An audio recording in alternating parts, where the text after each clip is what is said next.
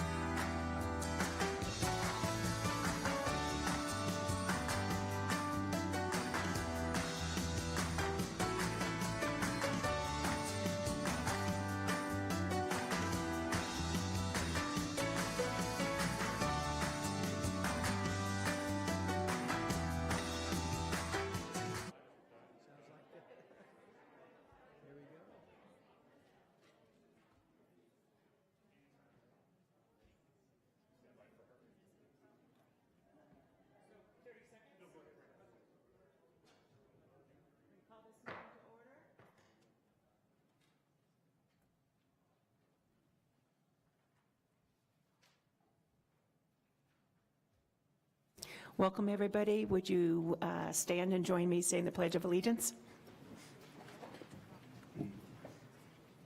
I pledge allegiance to the flag of the United States of America and to the republic for which it stands, one nation, under God, indivisible, with liberty and justice for all.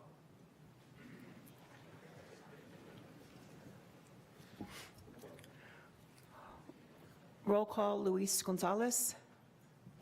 Here, present. Mr. Greg Taylor. Here. Miss Maria Garcia. Here. Dr. Wade McLean. Here. And Teresa Riel is here. We're going to change up how the agenda normally goes. It's been printed here, so it's not that it's changed, that wasn't posted, but we have two people, Taryn Strangle and Ariane Echard from the Arizona State Auditor's Office that are going to visit with us. Thank you. Hi, good evening, Chair Riel, members of the board, Chancellor Lambert. I am Taryn Strangle, and I'm a financial audit manager from the Arizona Auditor General's Office. Let's see if I can get the presentation up.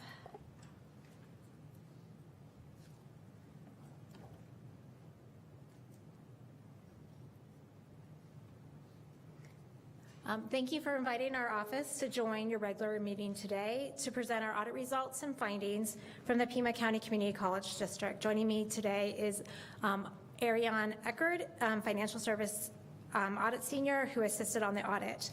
Before discussing the audits, I'll provide a little background on the Arizona Auditor General's Office. The office is a legislative agency made up of nonpartisan staff. Although we are accountable to all 90 legislative members, we report directly to the Joint Legislative Audit Committee, which is a bipartisan group of 10 members, 5 appointed by the House and 5 appointed by the Senate. We are an independent source of impartial information concerning state and local government entities and programs. We provide specific recommendations to improve the operations and programs of the state, local governments, including Pima County Community College District. We are well-versed and follow several standards, including government auditing standards. These standards were created by the United States Comptroller General and outline several requirements for things like audit reports, professional qualifications for the auditors, ethics, independence, objectivity, professional judgment, audit evidence, and an audit organization's quality control. All auditors of federal, state, and local governments use these same standards to perform audits. Our presentation today is in accordance with Laws 2021, Chapter 427, Section 3, which directs the district's board to require its auditors, the office, to present audit results and any findings to the board on a regular scheduled meeting. This is a great opportunity for your auditors to be in front of you and to provide information about our work and answer any questions that you may have. Today we will be discussing our work on 3 required annual reports: the district's annual comprehensive annual financial report, which was dated December 22nd, 2022, and the annual report on internal controls and on compliance, and the single audit reports, which were issued on February 17th. The first report, the district's annual comprehensive financial report, presents the district's annual financial statements and our opinion as to whether the district's financial statements are presented fairly in all material respects, in conformity with U.S. generally accepted accounting principles. It's wonderful to report that for fiscal year 2022, that the district had an unmodified opinion, which is a clean opinion, or means that the district's financial statements are reliable. The second report, the report on internal control and noncompliance, which is included in the single audit report, is where we report any findings and recommendations resulting from our audit on the district's financial statements. We did not report any findings on the financial statement audit. Oop. And then the final report is the district's single audit report, and it includes our assessment of the district's compliance with federal program requirements over each federal program we are required to audit, and our report on internal control over compliance. The district had one finding that we reported, and I'll walk through that with you in a few minutes. First, I would like to go over the district's 2022 financial highlights and the audit report. Because we know these reports can be detailed and complex, we also prepare audit report highlights. It's a 2-page summary that you received with a single audit report. The highlights included the district's largest primary revenue sources and how the district used those monies over the last 10 years. The highlights also included brief information about key findings and recommendations, and if any, and contained our link to current and prior year reports. Now I want to walk through with you the last 5 years. So the district's 4 main sources of revenue consist of property taxes, government grants and contracts, tuition and fees, and state assistance. And as you can see from the graph, the district's revenues for property taxes and tuition and fees have remained relatively consistent over the last 5 years. Government grants and contracts have increased over the last 3 years due to federal funding because of student and institutional support grants received for the COVID-19 Education Stabilization Fund program.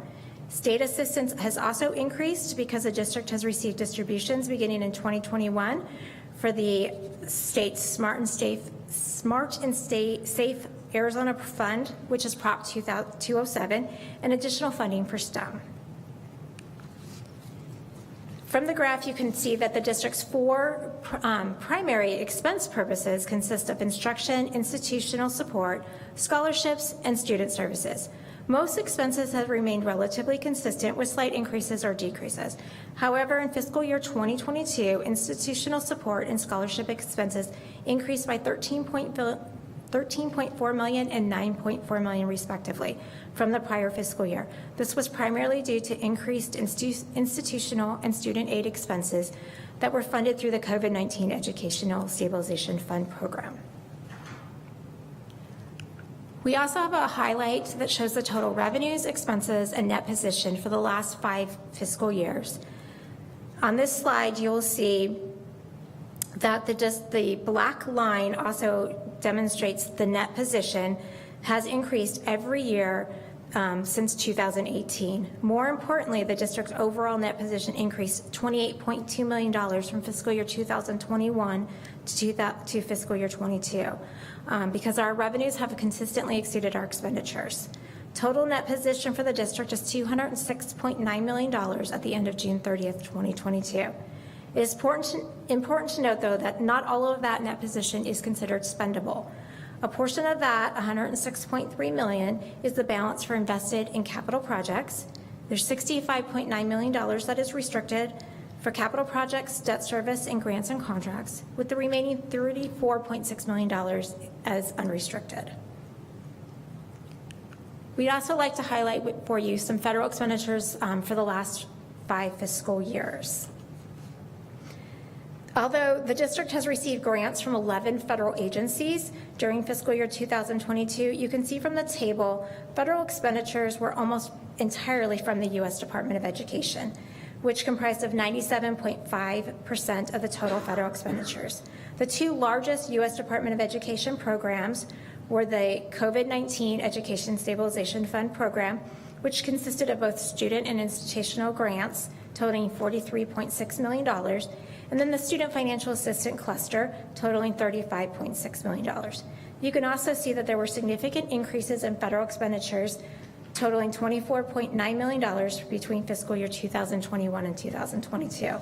And primarily that had to do with the increase of the COVID-19 Educational Stabilization Fund program. The district's COVID-19 Educational Stabilization Fund program monies were received in fiscal year 2020 and will expire in fiscal year 2023. Finally, as part of our report and the single audit report, we did have 1 single audit finding. In this report, you will also see the district's responses to that finding. The finding involved the COVID-19 Educational Stabilization Fund, Higher Education Emergency Relief Fund, sometimes referred to as the HERF program. We reported that the district's Grant Services Department and the Financial Aid and Scholarships Department failed to make complete and accurate quarterly reports public available on the district's website for the program's student, institutional, and minority-serving institutions portions of the Educational Stabilization Fund program. Specifically, the district did not complete and publicly post reports for the quarters ended March 31st, 2022 and June 30th, 2022 until January 2023, which was after we notified the district that the reports were missing. Also, we noted that for 2 of the 3 reports we tested, the district over and underreported program expenditures by $1.6 million and $9,806 for the student and the MSI portions. Further, the district did not retain documentation supporting the amounts it reported. Due to the significance of these errors regarding the completion and submission of these reports, we did qualify on the Educational Stabilization Fund program. We recommend that the district follow the Grant Services Department's existing written policies and procedures for completing federal grants, including processes to track each report and submit those post-reports by the designated dates, require a review and approval of all reports by an independent employee to ensure that they are accurate, and retain all documentation supporting program expenditures reported in the federal grant programs. 2, to coordinate the completion of the federal reports. When there's more than one department is responsible for contributing information to the report to ensure the report is submitted on time. And 3, complete and publish the district website the required quarterly reports for the Educational Stabilization Fund no later than 10 days after the quarter ending. The district reported that it concurred with the finding and it plans to correct all deficiencies by June 30th, 2023. You may be wondering what happens next after a finding has been reported to the U.S. Department of Education. They have up to 6 months once it's been posted to the U.S. Clearinghouse, which was done on March 30th, 2023, to present a management letter to the district. The management decision will state whether the audit finding is sustained, the reasons for the decision, and the expedited action required. Prior to issuing the management letter, the U.S. Department of Education may request additional information from the district. We will follow up on this finding at the start of our next fiscal year audit. Our follow-up will focus on whether the district implemented our recommendations and complied with the federal grantor's decisions. This completes our presentation of the district's fiscal year 2022 audit reports, and I'm happy to answer any questions that you might have.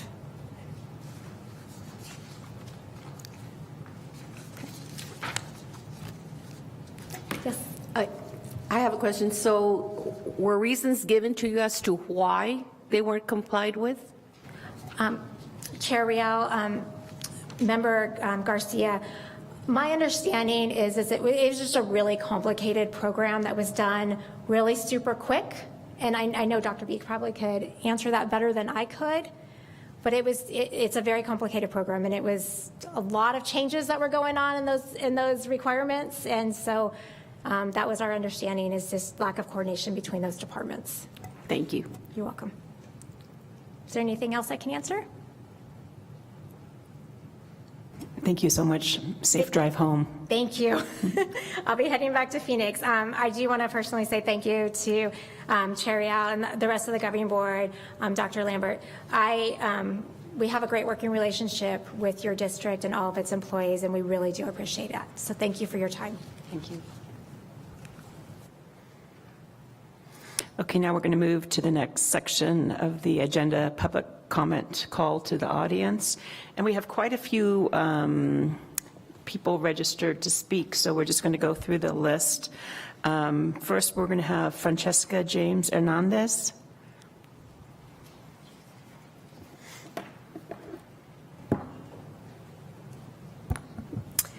Good evening, members of the board, chancellor, provost, Pima family community, and members of the public. My name is Francisca James Hernandez. I've been full-time faculty here at Pima since 1998 in anthropology, and currently also department head of the Department of Ethnic, Gender, Transborder Studies, and Sociology, one of our newest departments here at the college. I'm just here to kind of talk to you and kind of boast a little bit about our department, because we're so proud and work so hard to promote it, to establish it, which began in the academic year 2016-17 when we proposed the idea to Chancellor Lambert and to the executive leadership team at the time, who approved it. and we started up operations in fall of 2017 along with the kind of academic reorganization of the college at the time, so it was a very timely moment to do that. We established this department in order to house ethnic studies and women's studies disciplines here at the college at the time, which were Mexican American Studies, American Indian Studies, Gender and Women's Studies, and we folded in Global Studies and Sociology also under our house. And later on, we established African American Studies. So we have all these disciplines in our department. We have 4 full-time faculty covering all these disciplines, along with 1 part-time adjunct who is discipline coordinator for American Indian Studies. We offer 19 courses.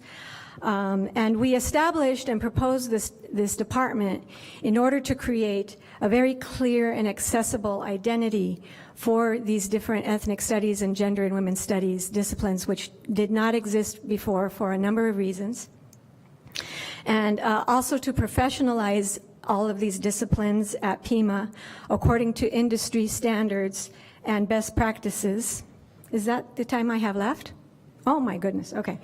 And to create a non-traditional department that offered courses as a regular department does, but also one that is strongly community-oriented and community-minded. And in that vein, we have since created public events that you might be aware of, our Raquel Rubio Goldsmith lecture in the fall, our summit in the spring, which we just had, and creating scholarships. We've established 2 scholarships out of our department, the EGTS scholarship and the Mexican American Studies scholarship, including fundraisers that we did and held just last fall, in which we raised over $9,000 to add to the scholarships that we award. And I have another colleague here who's going to kind of pick up where I left off and talk to you a little bit more about what we've accomplished. Thank you. Marcos Trujillo.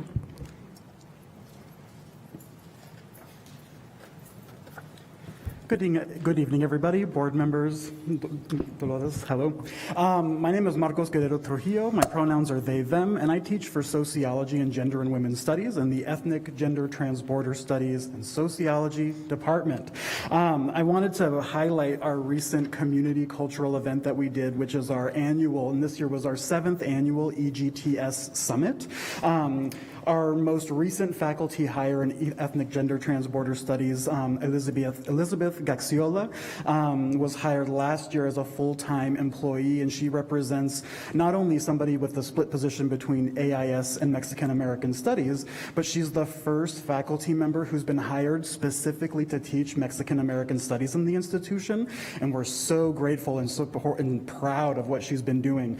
She stepped up and organized this event for us this year, and our theme was exploring community making.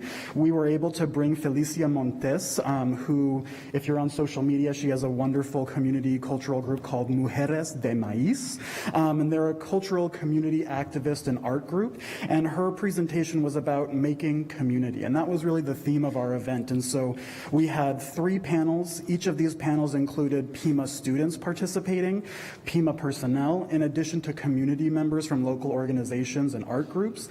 And the keynote presentation really wove together this beautiful way that we as a department approach our work, which is thinking about art, healing, cultural activities, really highlighting and supporting the feminized labor that we see in our society as a way to uplift communities so that they can support themselves and not necessarily this sort of top-down approach.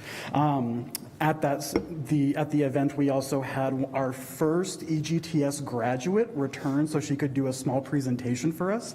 Her name is Cassandra Jolie, and she graduated with us here at EGTS.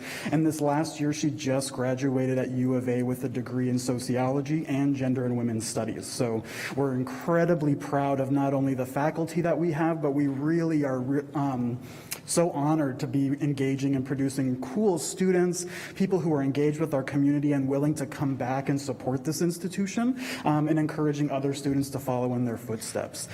We have 3 leftover posters, and so we'd be happy to provide one to the chair, Dr. Lambert, and then anybody else who wants the third one. So we'll see you afterwards, but thank you all very much for your time. Thank you, Marcos. Okay, our next speaker is Rayleigh May.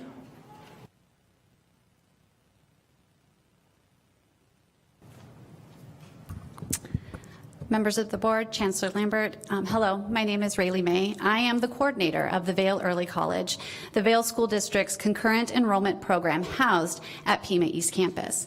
Thank you for the opportunity to speak today regarding the changes proposed to the East Campus, as several of the proposed options would greatly impact the Early College's program's ability to grow and even threaten our ability to continue. Our program brings students from each of the 5 Vail high schools, along with open enrolled students throughout Pima County, to Pima's East Campus to have a full-time college experience during their senior year of high school. Our students are focused on taking general education courses for transfer, so the need to maintain a decent offering of general education classes at East Campus is integral to our ability to effectively recruit students to come to the program. One of the main courses our students do take are science courses.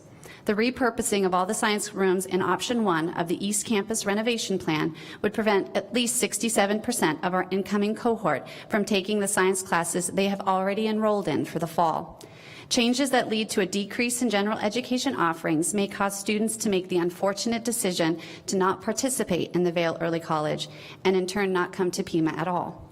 Option 1 also involves the repurposing of the community room, L101, for use by the PSESI. The community room is the only space at East Campus that we can hold large groups of people at one time. We use this space for our fall and spring early college boot camps and for our monthly workshops. This space is also used to bring faculty and students together for a variety of purposes. While I know that it is not used daily, it is being used regularly for a variety of things at East Campus, and it would be unfortunate to see such a space taken away from the East Campus community. Another space at East Campus that is used heavily by students is the library and the learning center. The early college student does not have the ability to come and go throughout the day like your typical Pima student. So the library and learning center is an important area that our students use to congregate and collaborate. Option 2 would greatly impact this space. It would in many ways take away what I see as the heart and soul of East Campus. In the Vail School District, we've had our fair share of growth and need for new buildings and changes to old ones. Whenever these changes occur, there are always several meetings with stakeholders to ensure that the changes meet the needs of not just one specific group, but the community in general. My concern is that Option 1 and 2 take away from many of the stakeholders of East Campus. Option 3, or a new build similar to this, while costly, would keep the needs of many in mind and still maintain what has brought so many of us to East Campus in the first place. It is my hope that as you move forward with your decision process, that you meet with and get feedback from all the stakeholders at East Campus. As a stakeholder myself, I know that this has not been done. Thank you. Thank you. I should have mentioned real quick, we're not going to make a decision today about the East Campus, and so we appreciate all of your comments, and just know that we agree with you. We want to make the best decision for the PSESI program and definitely for the East Campus and its students and employees. So thank you for being here. Our next speaker is Carolyn McKee.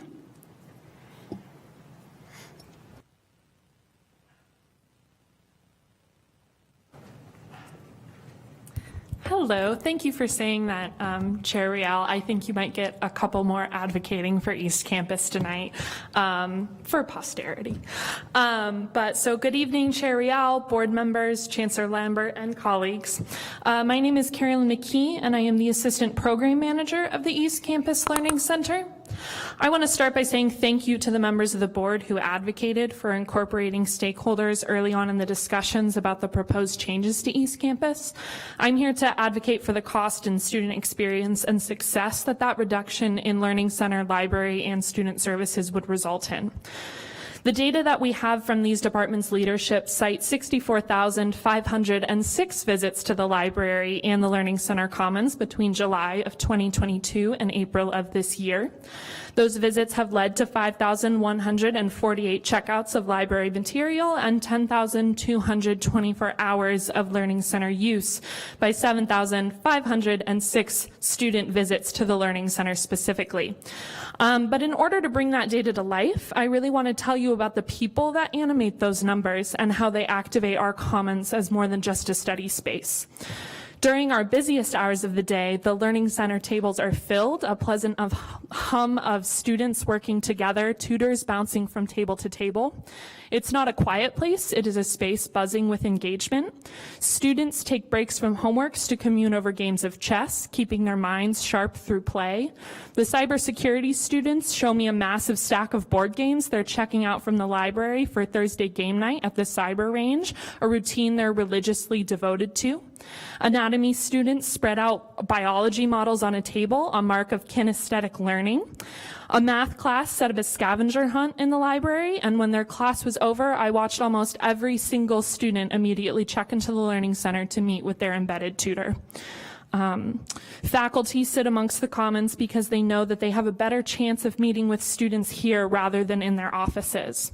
Recently, Dr. Dolores Reyes-Cerda also shared the work of Dr. Gina Garcia, and the college has started these reading groups about her new book, Transforming Hispanic Serving Institutes for Equity and Justice.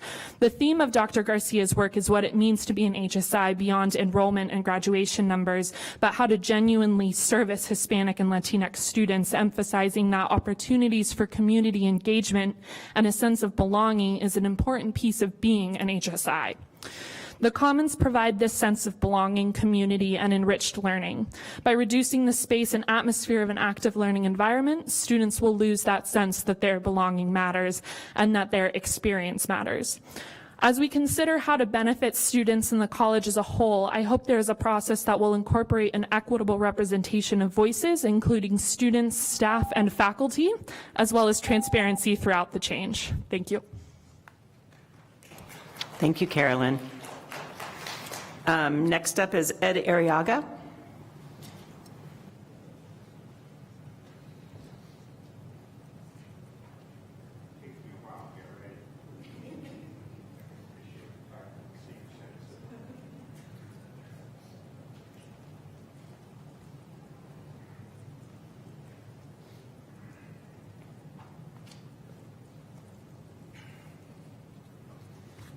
Oh, good evening.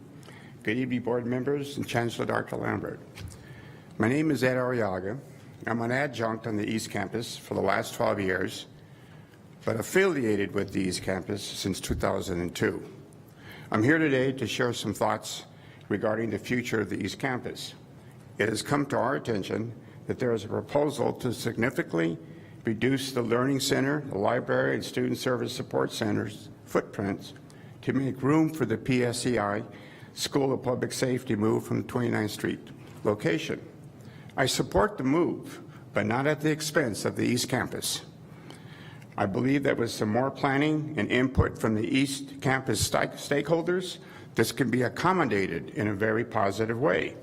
This plan has not been discussed or reviewed by the major stakeholders on that east side of town. Don't you think any plan or proposal with major academic implications should have the input from all major parties, students, staff, parents, and the affected schools? Currently, there are approximately 19,000 students enrolled in local high school districts, Tanque Verde, Vail, Catalina Foothills, and TOSD that feed that campus. 19,000. We're not talking about all of TOSD. We're only talking about the east and the southeast part of the community. Any academic changes to the East Campus will impact these students, expecting them to drive to other campuses for core course offerings will send a message that we cannot meet their academic needs. Yes, PCC should continue to explore and investigate other technical and other programs to prepare students for the future. That's not the issue, but not at the expense of adjusting or limiting core classes and the support systems that are in place at the East Campus. We do not want to disenfranchise these students and force them to seek alternative pathways to the future. Between the pandemic, the recession, and the loss of core classes being offered on different campuses and other extenuating circumstances, the East Campus enrollment has indeed dropped. To improve our numbers, I suggest, just an idea, review our senior outreach program and recruitment strategies, and maybe, just maybe, create a cadre of former East Campus students to be PCC ambassadors to the community high schools that feed it. Review how Pell Grants should be shared with U of A and Pima offer incentives to attend PCC. Thank you for your time and good evening. Thank you, Mr. Arriaga. Our next speaker is Ken Scoville. Chair Real, board members, Chancellor Lambert, representatives. My name is Ken Scoville. I'm a retired teacher. I'm an historic preservation advocate and a member of the Tucson-Pima County Historical Commission. And I'm here today on a couple things. First of all, I want to thank the board for scheduling the study session on May 22nd to really address and discuss and talk about the motor courts. I would hope that the 90-minute time period could be structured a little more flexible so that maybe I could do a 6-minute PowerPoint presentation on a little bit on the history of the district, and then also restoration efforts that have been accomplished.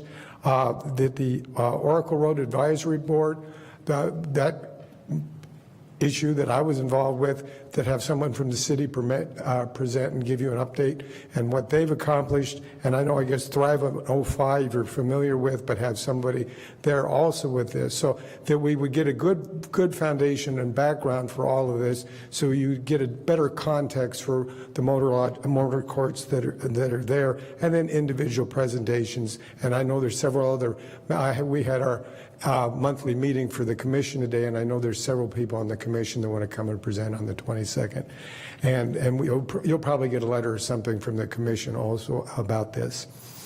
And one thing that I'm hoping for, and Vice Chancellor Sylvan emailed me back, that they're going to have one of the people from the architecture firm that's done, I guess, drawings and preliminary proposals and that I would also hope that there would be some discussion about costs and things like that, because that would certainly drive and do the considerations about that. Oh gosh, I'm doing good on time.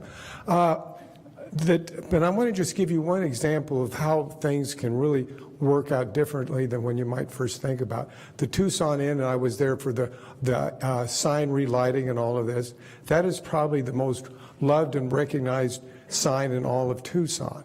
And just to give you an idea of how you might activate it, you'd have to find the right restaurant operator, and I think the family that runs Vivace and some other things would be that kind of operator to have a restaurant in there. And they would, part of their responsibility would be to restore the inside of the Tucson Inn, so that portion that they would have the restaurant in. And there'd be all kinds of different venues on that. And then that would be set up the stage for the students that are in your culinary arts program to do an internship.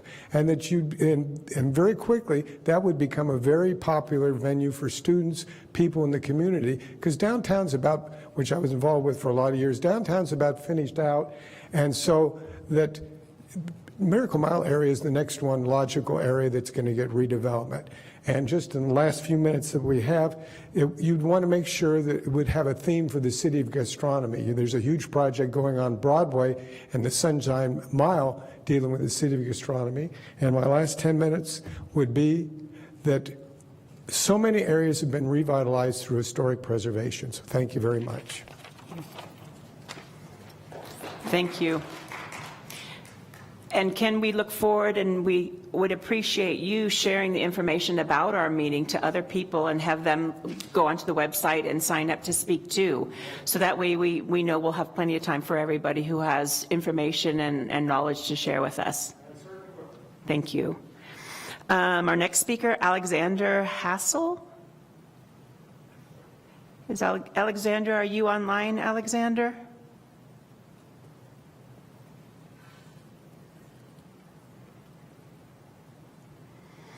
Okay, we'll come back to you if you're online. Our next speaker is Rhonda Graham.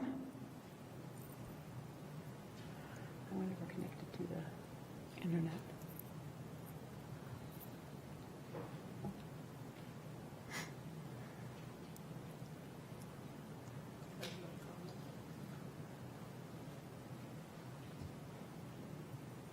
Okay, we'll move on. Starla Saline.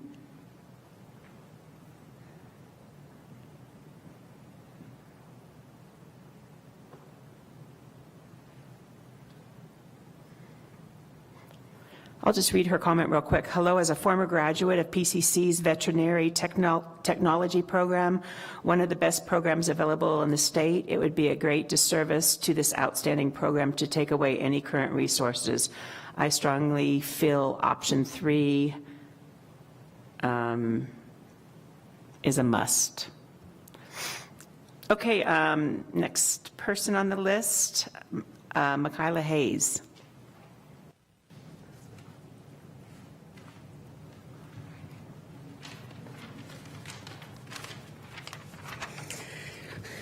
Good evening, board members, chancellor, colleagues, and guests. My name is Michaela Hayes, math faculty, PCCA president, and AERC co-chair.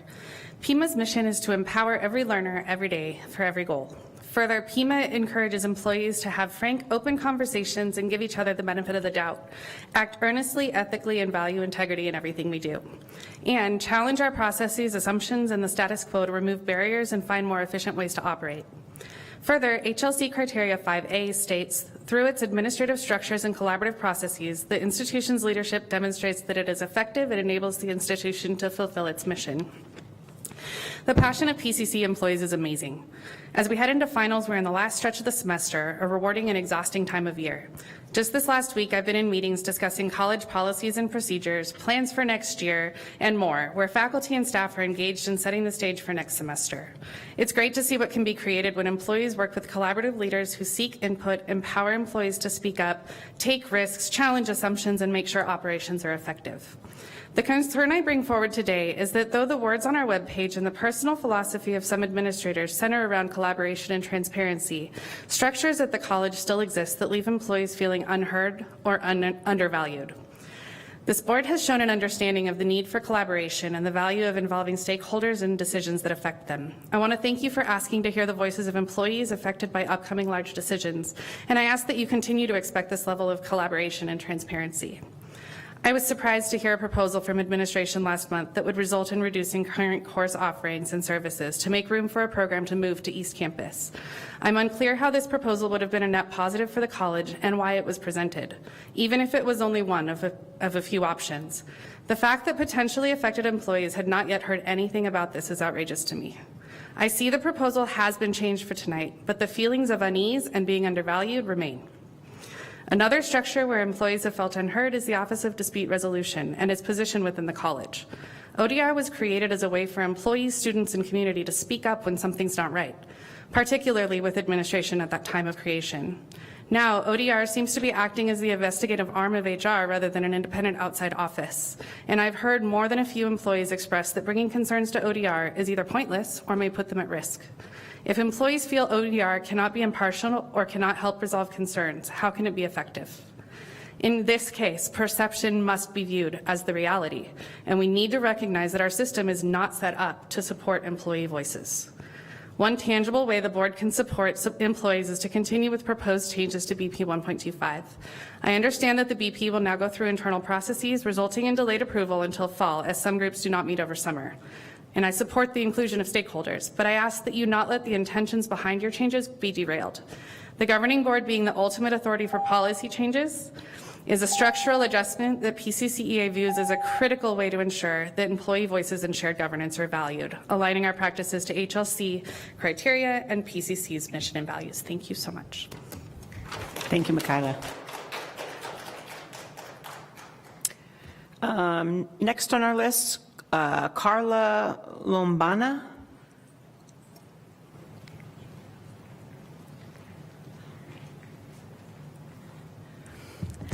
Good evening, Governing Board members, Chancellor, and guests. My name is Dr. Carla Lomana. I'm a veterinarian and the program director for the Vet Tech program at East Campus.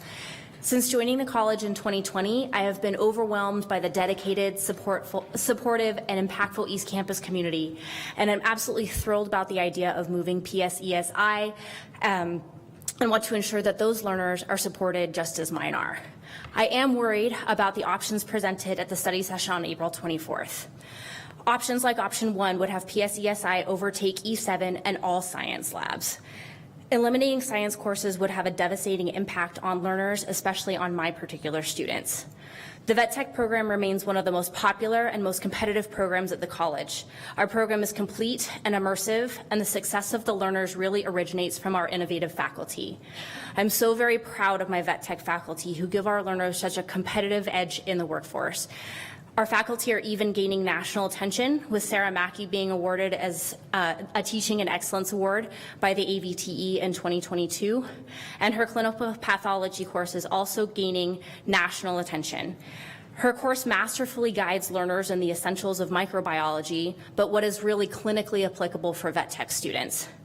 As you can imagine, incorporating microbiology into a technical program creates a certain level of difficulty and requires some finesse and partnership with our biology colleagues. The loss of lab science courses at East Campus would completely devastate this course, disrupt vet tech student learning, and even risk our national accreditation. Beyond my learners, the science courses offered at East Campus are prerequisites for many healthcare programs. Should we mandate that all learners interested in pursuing healthcare travel across town or commute? What about learners without reliable transportation, with full-time jobs, or with families? I can assure you from speaking with my students that had science courses not been offered at East Campus, they would have likely looked elsewhere for their education, for their entire education at private colleges. I have had some encouraging conversations this week with campus leadership about growing science courses at East Campus and making that a priority rather than eliminating them. So I'm eager to be included in part of this redesign of East Campus and to include PSESI as a new center of excellence. Ultimately, I want to be sure that the student, staff, and faculty voices are heard here tonight. Ms. Rial indicated her concerns about eliminating science courses at the study session. Thank you. And Dr. McLean also echoed wanting to have staff input during that study session. So I'm here to provide what insight that I can from my department and from my learners. I beg of you, please maintain and even expand science courses at East Campus. And let's find a solution for PSESI that will allow for community and campus prosperity without sacrificing STEM. Thank you. Thank you, Carla. We have 3 more speakers. Sherry Miller. Is Sherry Miller here? Yes, I am here. I am online. Good evening, Chairperson Rayleigh, members of the board, Chancellor Lambert, colleagues, and guests. Thank you for granting me time to speak on behalf of Kelly OKeefe, the Health Information Technology Department head. Kelly asked me to speak for her tonight. She would have preferred to speak with you herself. However, her daughter is receiving honors awards as a high school senior at Scholar Night as we speak. Kelly came to Tucson from Illinois in December of 2011 on vacation. While visiting the downtown area and walking with her family on campus, she quickly felt at home. She knew she had wanted to teach in higher education and was unsure as to where until she visited Pima Community College.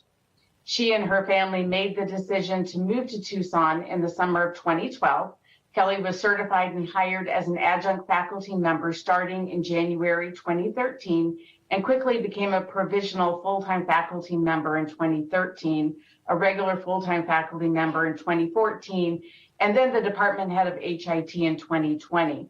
Kelly is currently not only the department head for HIT, but also the program director, discipline coordinator, full-time faculty, Pima online faculty senator, and faculty senate secretary. In addition to her many positions at Pima, she's a single mother of 2, an active member of the Tucson community, is currently serving as the vice president for the Ironwood Ridge Music Association board, and is working toward her Doctor of Education in Educational Leadership. Personally, I was hired as an adjunct faculty in 2019 and full-time faculty in 2022. Since joining the HIT department at PCC, I've seen and been a part of many changes and improvements. Since Kelly has assumed leadership of the HIT department, it has seen considerable growth.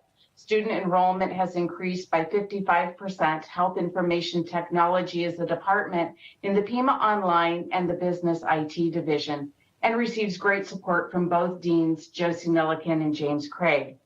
It has been through careful planning that all but 2 HIT courses have been developed by subject matter experts, instructional designers, and web designers with rigorous quality review and development criteria set forth by the Center for Learning Technology and Pima Online Division. The last 2 courses are planned for development this next academic year. 6 of the 15 HIT courses utilize open educational resources that are free and accessible to all students. And starting this fall semester, 7 of the remaining 9 courses will be implementing first day access or subscription access with digital textbooks. This amounts to an average savings of $800. The medical billing and coding certificate program is 100% stackable into the Associates of Applied Science HIT degree, which encourages students to earn both awards. Additionally, 2 fast-track micro-certifications have been developed. UHIT 195 prepares students to sit for the Certified Electronic Health Records Specialist exam, and UHIT 101 prepares students to sit for the Certified Billing and Coding Specialist exam, both offered by the National Healthcare Association. Thank you, These Sherry. credit courses offer prior learning assessment Sherry, your credit. time's up. I'm sorry to cut you there, but we're just allowing 3 minutes for each speaker to talk because we have quite a few speakers on our list and we have a few more to go through. Thank you for your contribution to this discussion. We appreciate you. Next up is Eric Aldrich.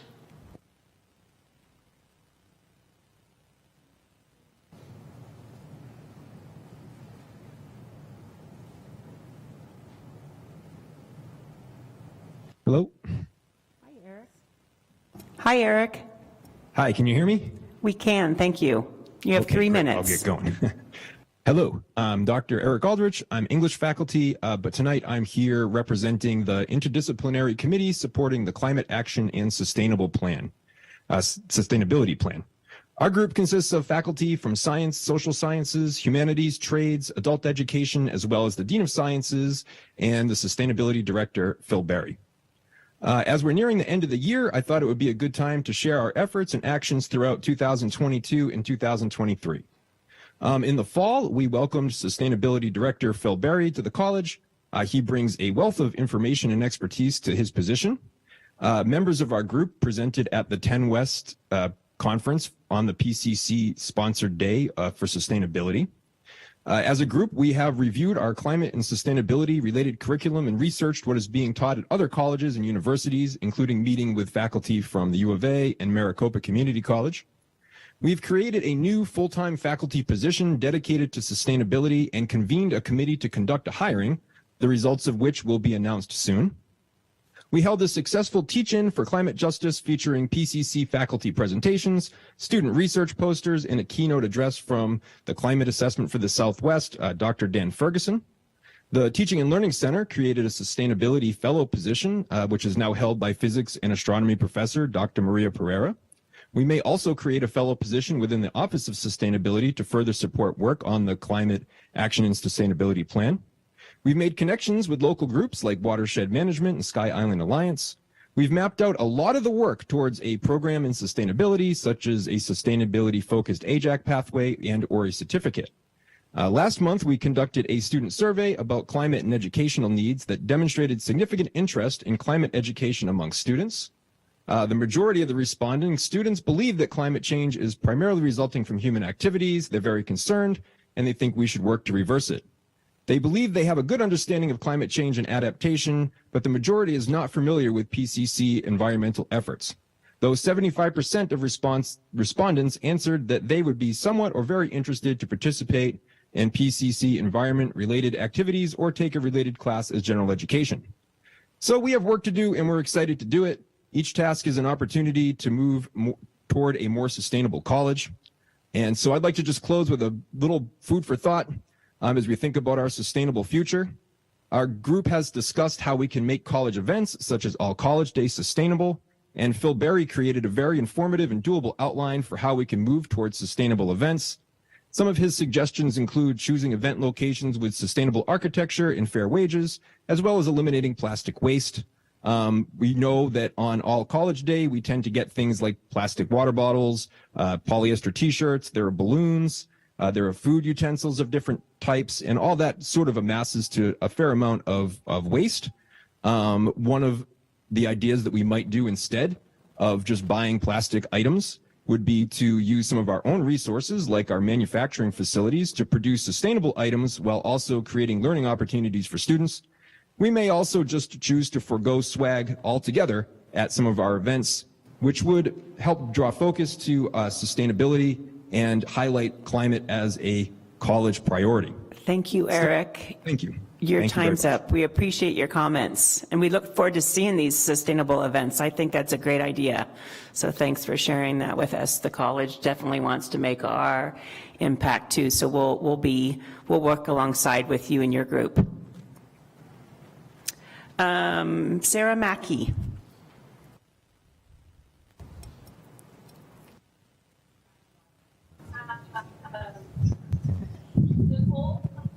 Hello, sorry about that wait. My name is Sarah Mackey. I am adjunct faculty in the Vet Tech program, and I just wanted to make a quick comment about the new changes to the science building as well. I have been teaching the Vet Tech microbiology for about 8 years now. It's something that is required for our accreditation as a program, and it's something that we 100% use the science labs for. We have to have all of our labs prepped through there, so it would be extremely detrimental to our that class in particular, but certainly other classes, to not be able to have access to those science labs on East Campus. In addition, I would just like to echo the idea that we need to be able to have our prerequisites available for our Vet Tech program. And so I just wanted to just be another person that is advocating for option 3 for that, for the new program to come over, because of how important this microbiology class is to our program. So important, in fact, that we've managed to build it up quite a bit. And I actually won an award for teaching this program last year that a few of us know about, but it's a teaching award that was part of me teaching this class. So thank you for allowing me to speak. I would really appreciate it if the board members did consider not taking away our access to the science building on East Campus. Thank you, Sarah. We appreciate your comments. We're going to loop back to the top of the list real quick and see if Alexander Hassel is here.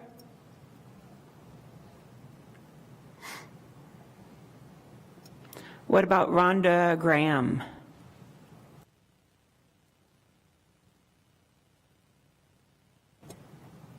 And then our last person is Starla Celine.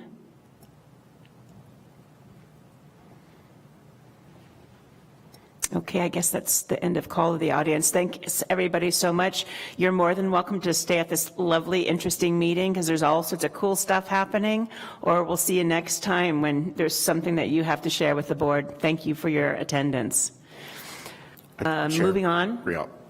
I think, and let me know if I'm not in order, but I think based on the public comment, I can request things to be added on the agenda at this time.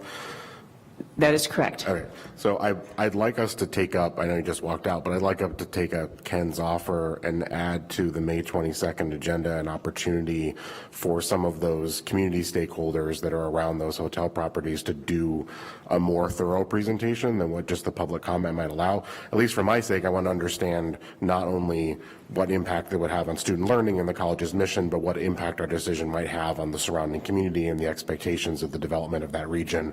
So I'd very much appreciate that opportunity for them. Thank you, Mr. Taylor. Any other comments?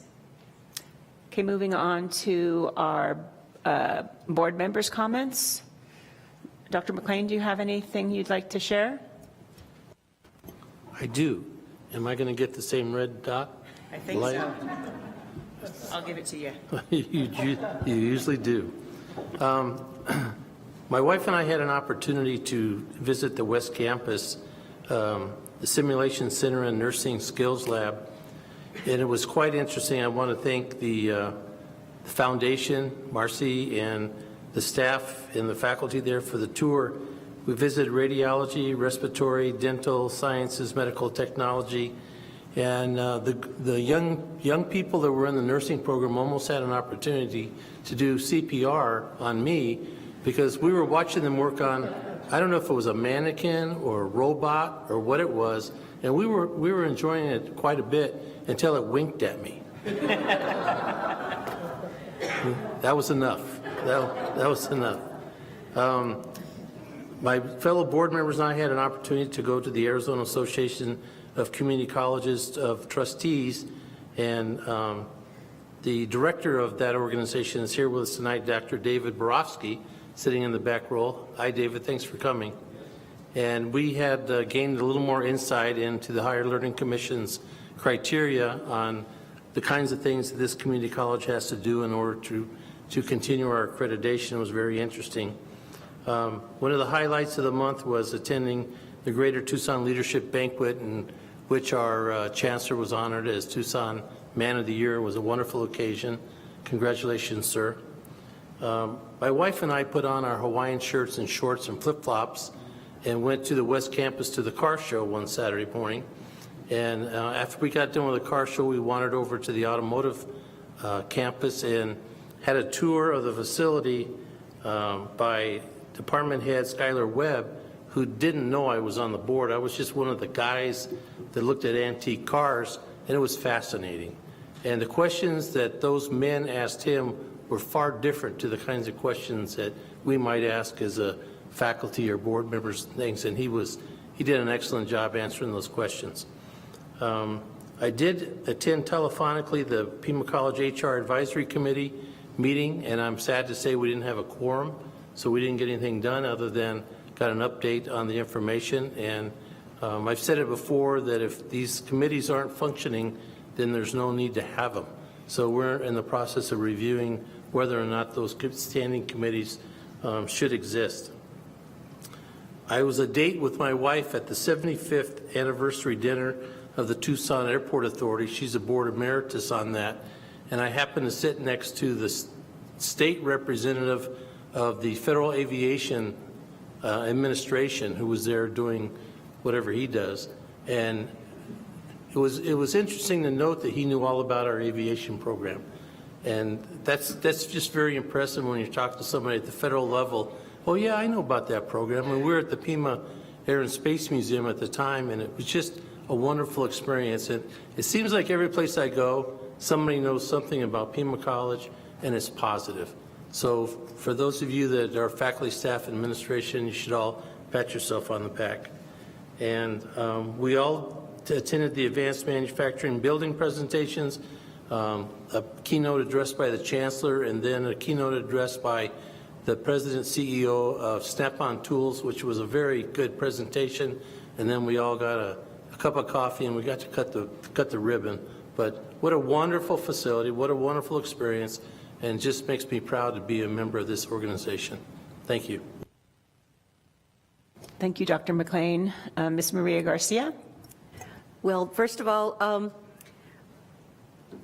I kind of lost my thought thinking about what you had said. Anyway, so I know what I was going to say. I was going to say that since Dr. McLean already said everything, I don't need to say nothing. But I do want you to know that I attended the NALEO conference up in New York. And in case you don't know what that is, it's the National Association of Hispanic Elected Officials. They have a educational component, and the purpose of that meeting was to inform us of the federal grants and money that the federal government is going to be providing, which is a considerable amount. And so the only thing that I hope for and would like to see is that our county officials and our city officials consider Pima in the internships and in the structuring and awarding of those programs. And other than that, I have a really good time with this board. Thank you. Thank you, Ms. Garcia. Mr. Gray Taylor. Thank you. Yeah, I mean, I just extend my congratulations to Chancellor Lambert and Vice Chancellor Rourke and everyone that was involved in getting this new Center for Advanced Manufacturing off the ground. I had a conflict with my day job, so I couldn't make the ribbon cutting, but I was able to attend the breakfast and the talk that was the day before, and I gave myself a little self-guided tour on the way out to check out some of the pieces there. And it's an amazing facility, and it's another example. I mean, we talked about a number of them in my time on the board of how Pima can partner with industry that's local here that not only gives them the workforce they need, but then gives our students the ability to access careers that pay a family-sustaining wage. And so this is another amazing opportunity for those students, and everyone should be very proud of that. I also was able to check out the West Campus and what Dr. McLean was talking about. Thank you to Marcy and the foundation and everyone who arranged for that. And I was especially, I didn't know there was an operating dental clinic there. Like, that was the biggest surprise for me, but the work that they're able to do to provide individuals low-cost access to dental care is amazing, and it's an incredible facility. Being an East Sider, it's a little far for me to go, but it certainly would be a place where I'd be proud to get my own dental care at. And I also want to thank everybody that came today to share their thoughts about the East Campus, or that sent me a note. You know, it's something that's especially important to me, being that it's certainly the largest piece of Pima College in District 4, and it's an incredibly important part of that community. And so I appreciate hearing everybody's voices. Thank you for speaking up. And please know that, you know, I agree with the sentiments you're expressing, that I don't think it makes sense for us to cannibalize successful parts of other programs in order to sustain a different successful program. We have to learn how to coexist in either that space or another space or whatever it might be, but I think we can get there. But I appreciate the respectful manner in which everybody presented that information and talked about it forward. And lastly, and forgive me for the length of this, you know, I didn't say anything at the last meeting during my remarks because I was frustrated at the time, and I didn't want my frustration to be in the driver's seat for the comments that I was made. But as frustrated as I was then, I'm heartened now, having heard this public comment period and heard the way that people can approach what could be prickly issues in a straightforward manner that sticks to the facts of what it is and is collaborative in nature and recognizes that we're all part of the same team. You know, I hear a lot in these meetings or in private conversations in the community or my email inbox, things that are sometimes incredibly disrespectful, especially to the administration of this college. I mean, we have amazing faculty and staff, and you do an incredible job, but we also have pretty amazing administrators, whether it's the chancellor or the vice chancellor or deans or our provosts, and we're all on the same team. There's no villains in these equations, and people seem to get really caught up in petty power plays or trying to get revenge for grievances that happened, or at least perceived grievances that happened in the past. And, you know, we hear questions that are thinly veiled accusations or things that are directly said that are accusations of corruption or some kind of malfeasance, and they're really almost always based on incomplete facts and half-truths and assumed motivations, and it's not fair to the amazing leadership that we have. And it's a credit to this college and everybody that's here of everything we've accomplished, despite a lot of that going on in this environment. But we need to do better. And I think in the souls of everybody that's part of this college community and everybody that's part of Tucson, that isn't who we are. And I think we can, and tonight was a great example of how when we allow people an opportunity to share those voices in a constructive way and work collaboratively, we can get past the egos and focus on building consensus and what's really going to be best for student learning and for this college. So thank you for turning around my mood, everybody that spoke tonight. I really appreciate it. Thank you, Mr. Taylor. And Mr. Luis Gonzalez. Yes, good afternoon, everybody, or good evening.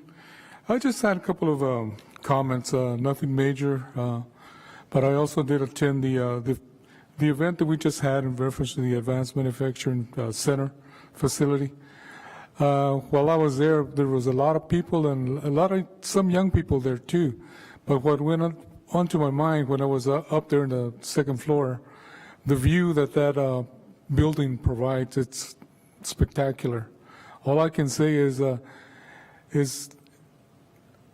facility, as we all know as Pima, that it's going to be available to all students, and I think it's great. In fact, there was a couple of postings on Facebook in reference to that, and I commented that I think it's a great opportunity for the community, the Pima community, the Pima family, to come back and capitalize and utilize in reference to what the programs we offer, not only at the downtown area, but also at the West Campus, East Campus, and Desert Vista, and the Northwest Campus too. I think it's very imperative that we all know and share that knowledge, not only to the students, but more important to the parents, because I think the parents of the young people are the one that guides them as well too. With those few words, I just want to say, in the lines of parents, I want to say, Feliz Día de las Madres. Ahora es el Día de las Madres Mexicana. I know Mother's Day is coming around on Sunday. I been several years that I haven't celebrated Mother's Day, but I think I will. I lost my mom about 8 years ago.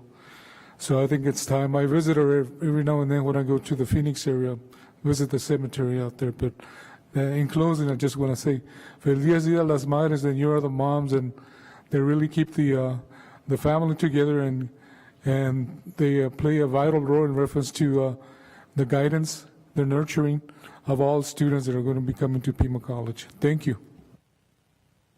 Thank you, Mr. Gonzalez. Okay, I have a few points I would like to share.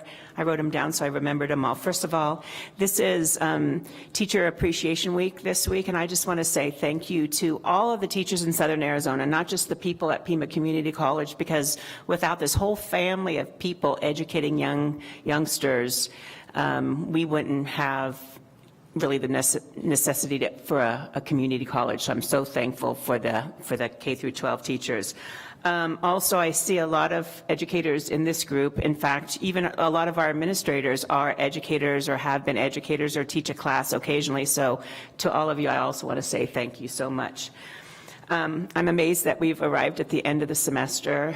It has gone pretty fast, but I would like to thank all of you for your vast amounts of work for Pima College students, so thank you again. I would like to mention to all the PCC administrators, all of you who have helped us, who have taught us in our study sessions, who have given us presentations, and who have given us your continued support. We really appreciate it.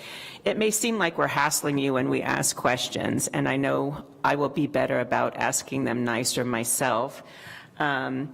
But the reason we ask those questions is because when I ask a question, it's because I have a deficiency of knowledge, and I know you have that knowledge, and I want you to tell me to the best of your ability so I can make good decisions when I'm sitting up here with the board members.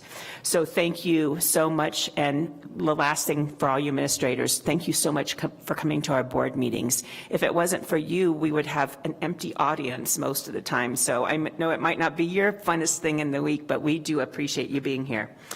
I visited the Fashion Design Lab in the middle of April at the West Campus. The students were finishing up their clothing designs for their fashion show, a new aesthetic, which is going to be next Friday, May 19th, starting at 7:30 in the Leo Rich Theater downtown. Nancy Spalding, the department lead, and the only full-time faculty, along with Savannah Franco, teach all of the students in this program. Being an avid quilter and sewer myself, I personally gained knowledge with Nancy Spalding's demonstration on a trick how to set in a sleeve with natural materials, fibers, cotton, linen, things like that. So if you want to know what that trick is, I'll tell you. The technology and industry-specific skills that they teach in that class, they have computers, they have like a 13-foot-long pattern drawer, which is just amazing. They have all sorts of genome long arm machines, it's amazing. So the specific skills, techniques, and knowledge that this program brings to Southern Arizona should be part of our centers of excellence. I just want to mention that tickets are available for Friday's show at Ticketmaster. So if you can go, I think it'd be a great thing. Joni Mitchell, I believe, her family donated a bunch of material, and that material is what the students are making all of their costumes and their designs out of. I also hosted a PCC EA happy hour on April 14th. It was so fun to reconnect with all of my former colleagues and friends. It was an open invite for all faculty, and it was really nice to see a bunch of the Union Association members and non-members there. I asked each person to fill out a card, the front side a positive thing about Pima and the back side something that wasn't as positive but that they had an idea how to make better. Every single card had a positive thing, and it was so lovely reading those, and only a few of them had not so positive things on the backside. So I was really, really happy to hear from all of those people. The few things that were sort of negative, it's things that we're taking care of right now and we're fixing. So I really appreciated all those people being there. I attended the play Proof at the West Campus. I took my little sister from Big Brothers Big Sisters. I'd seen this play once before when ATC performed it maybe 2 decades ago, and I remembered I really liked it. I love the presentation by our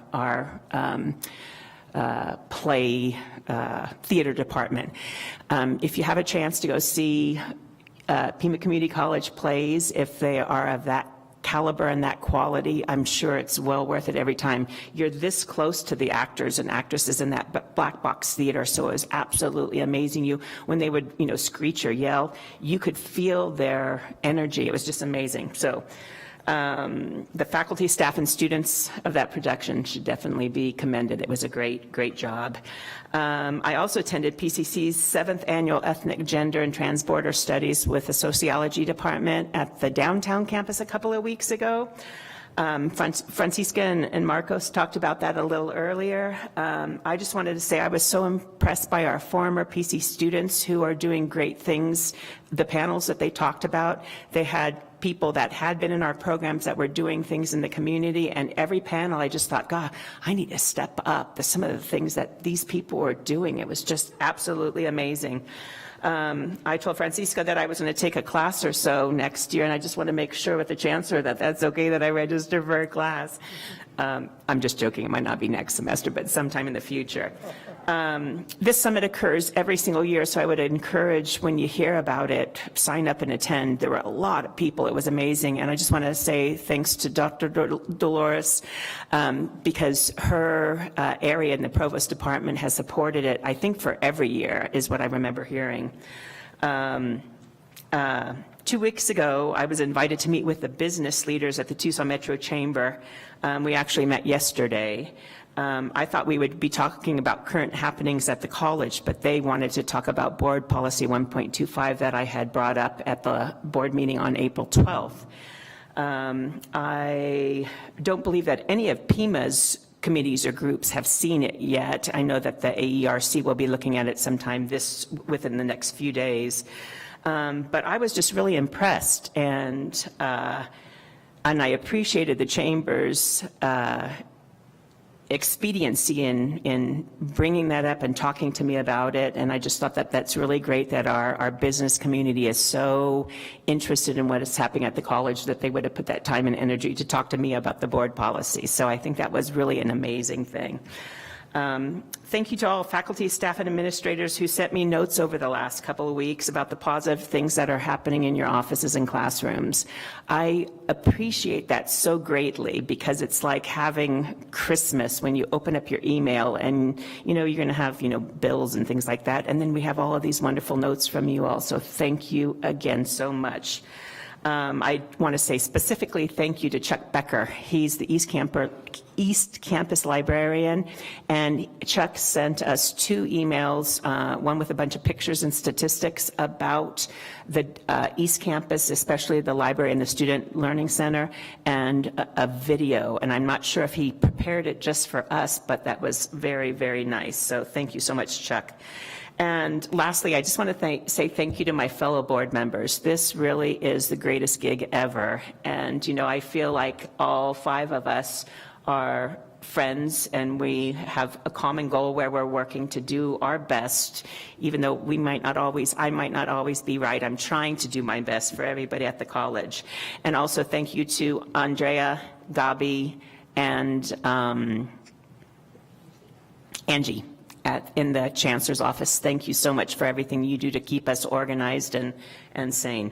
So last comment is I'm looking forward to seeing everybody at graduation on the 24th, which is in, 2 weeks from now? So yay, Pima students for graduating. And thank you to all of you who made it possible for them to get there. Thanks so much. Okay, and now we are moving on.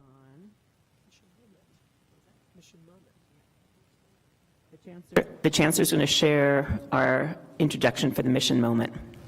Madam Chair, we are so excited and pleased to introduce our partnership with our largest employer in our region, Raytheon, and the recent announcement about the partnership. So I'm going to turn it over to Dr. Ian Rourke. So are we all set? The video is all set? Okay, perfect. So I'm going to invite our guest from Raytheon, who's going to talk to us via video. Oh, you're here. Oh, okay. Okay.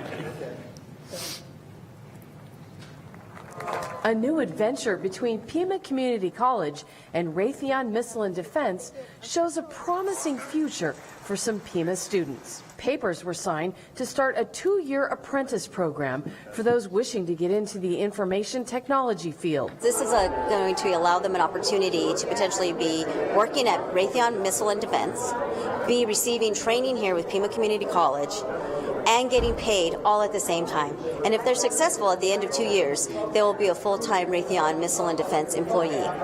Officials with Raytheon weighed in on which school to choose for this program and decided students from Pima are the best choice for this partnership. I picked Pima Community College because I believe the students here are driven. They want to go to school, and I think that giving them a nice option in order to enter the workforce, it's a good way to start your career.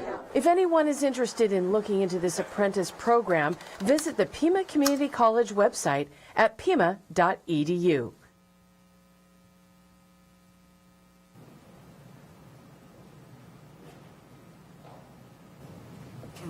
Good evening, Board Chair, members of the Board, Chancellor, colleagues, and guests. That was an excellent video, and we're really excited about that.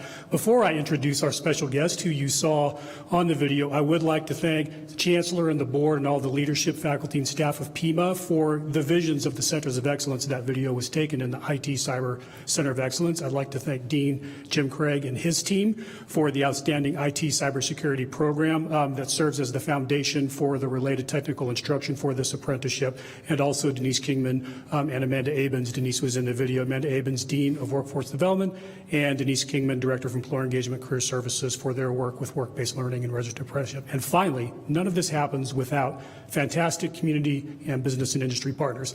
So I'd like to introduce, who you also saw in the video, Dennis McMurray, who is a Senior Program Manager for Raytheon. Dennis. Oh, boy. Thank you, Board. Thank you, Chancellor. Thank you, Jim, for all your support so far. I'll introduce myself. I'm Dennis McMurray. I retired from the Air Force a couple years ago at Davis-Monthan, and my family decided to stay here in Tucson. It seemed like a good fit for us. Raytheon picked us up right after retirement, so it's all working out. So I appreciate this opportunity to share a little bit about the Raytheon Missile Defense and Digital Technology Apprentice Program.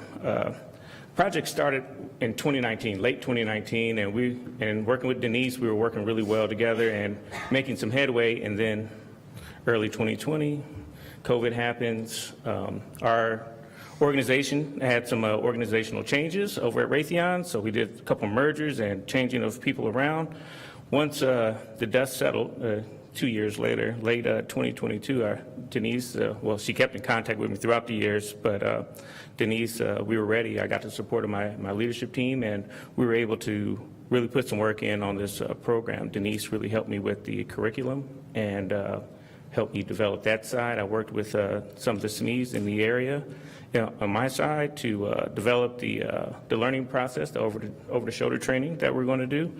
And in a 2-year program, Well, the difference, I should go here.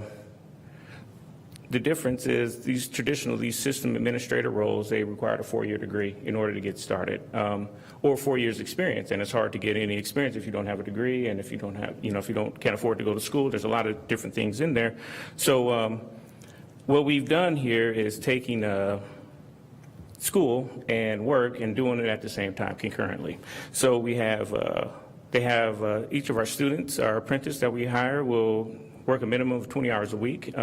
Working a minimum of 20 hours a week will qualify them for the Employee Scholar Program at Raytheon, which pays for their education. So they'll be able to go to school. Raytheon pays for that, and the hours that they put in at Raytheon, they get paid for there also. And at the completion of this 2-year program, the student will receive a couple technical certifications. They will earn their associate's degree from Pima. They will earn a certificate from the state of Arizona, and they will be qualified for a salary position at Raytheon with our organization. I'm really excited to announce also that our first 2 requisitions garnered about 100 applicants. We were able to narrow that down to 6, which was very hard. So we narrowed it down to 6 people to interview. We interviewed 6. We're sending out 2 offers this week, so they should be getting started later on in the summer and be ready for school in the fall. And we are also expanding our offerings, so we're looking at cybersecurity, high-power computing, networking as the next targets for hiring an apprentice. And I'm here to answer any questions if you have any questions, or I can go sit back down because public speaking is not my thing. I don't have any questions. I just want to thank you for partnering with us. We sincerely appreciate that, and I hope there's a lot more opportunities for Raytheon to partner with us in different areas. We're definitely looking outside of the technical field. I'm going to be working close with supply chain and also finance, so we're looking at different opportunities. Just a lot of movement going on over at Raytheon right now, so we're just trying to let the dust settle for a minute. So I'm a 38-year Raytheon employee. Oh, so I guess you understand then.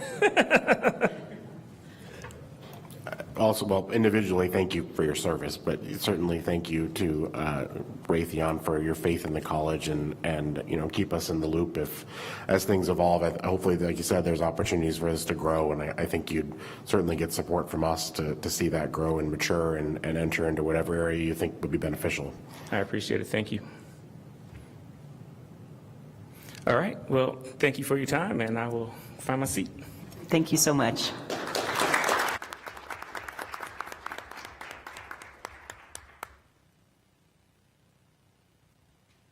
And now we're moving to the administrative reports. Update from David Arellano, Dean of Enrollment Management, and Phil Burdick, Vice Chancellor for External Relations.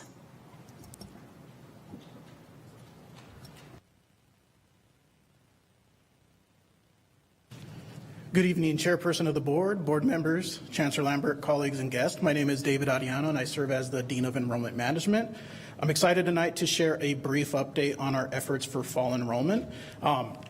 Particularly excited with some good news following our mission moment is that looking at, I'm sorry, I don't have the presentation up, Marcos.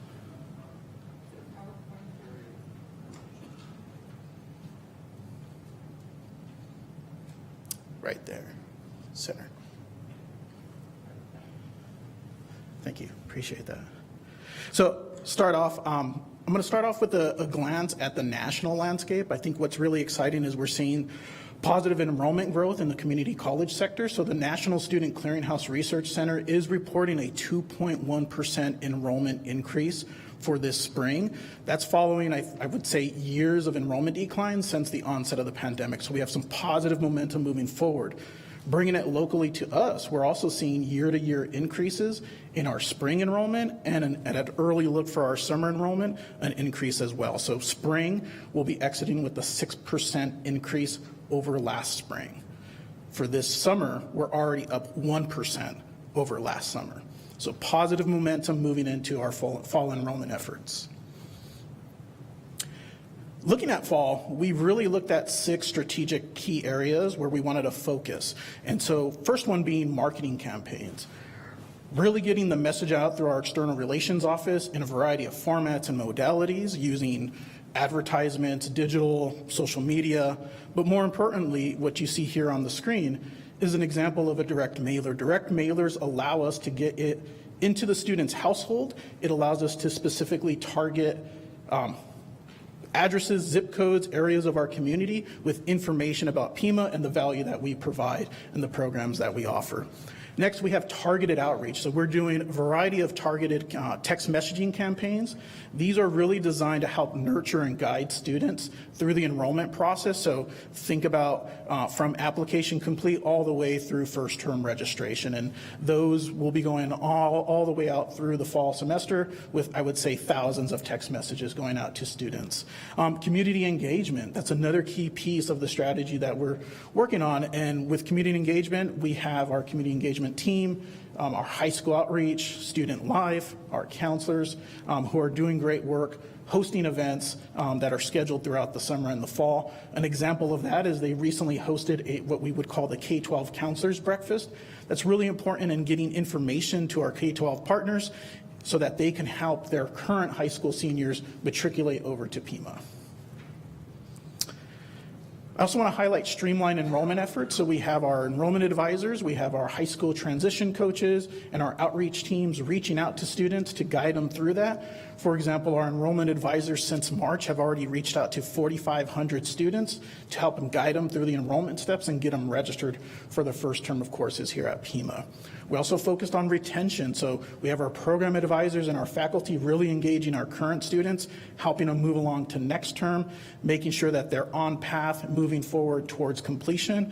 And then finally, financial aid support. Our Office of Financial Aid and Scholarships is providing information sessions on our FAFSA simplification process, scholarships, and Earn to Learn information sessions. So a lot of work going on related to fall efforts.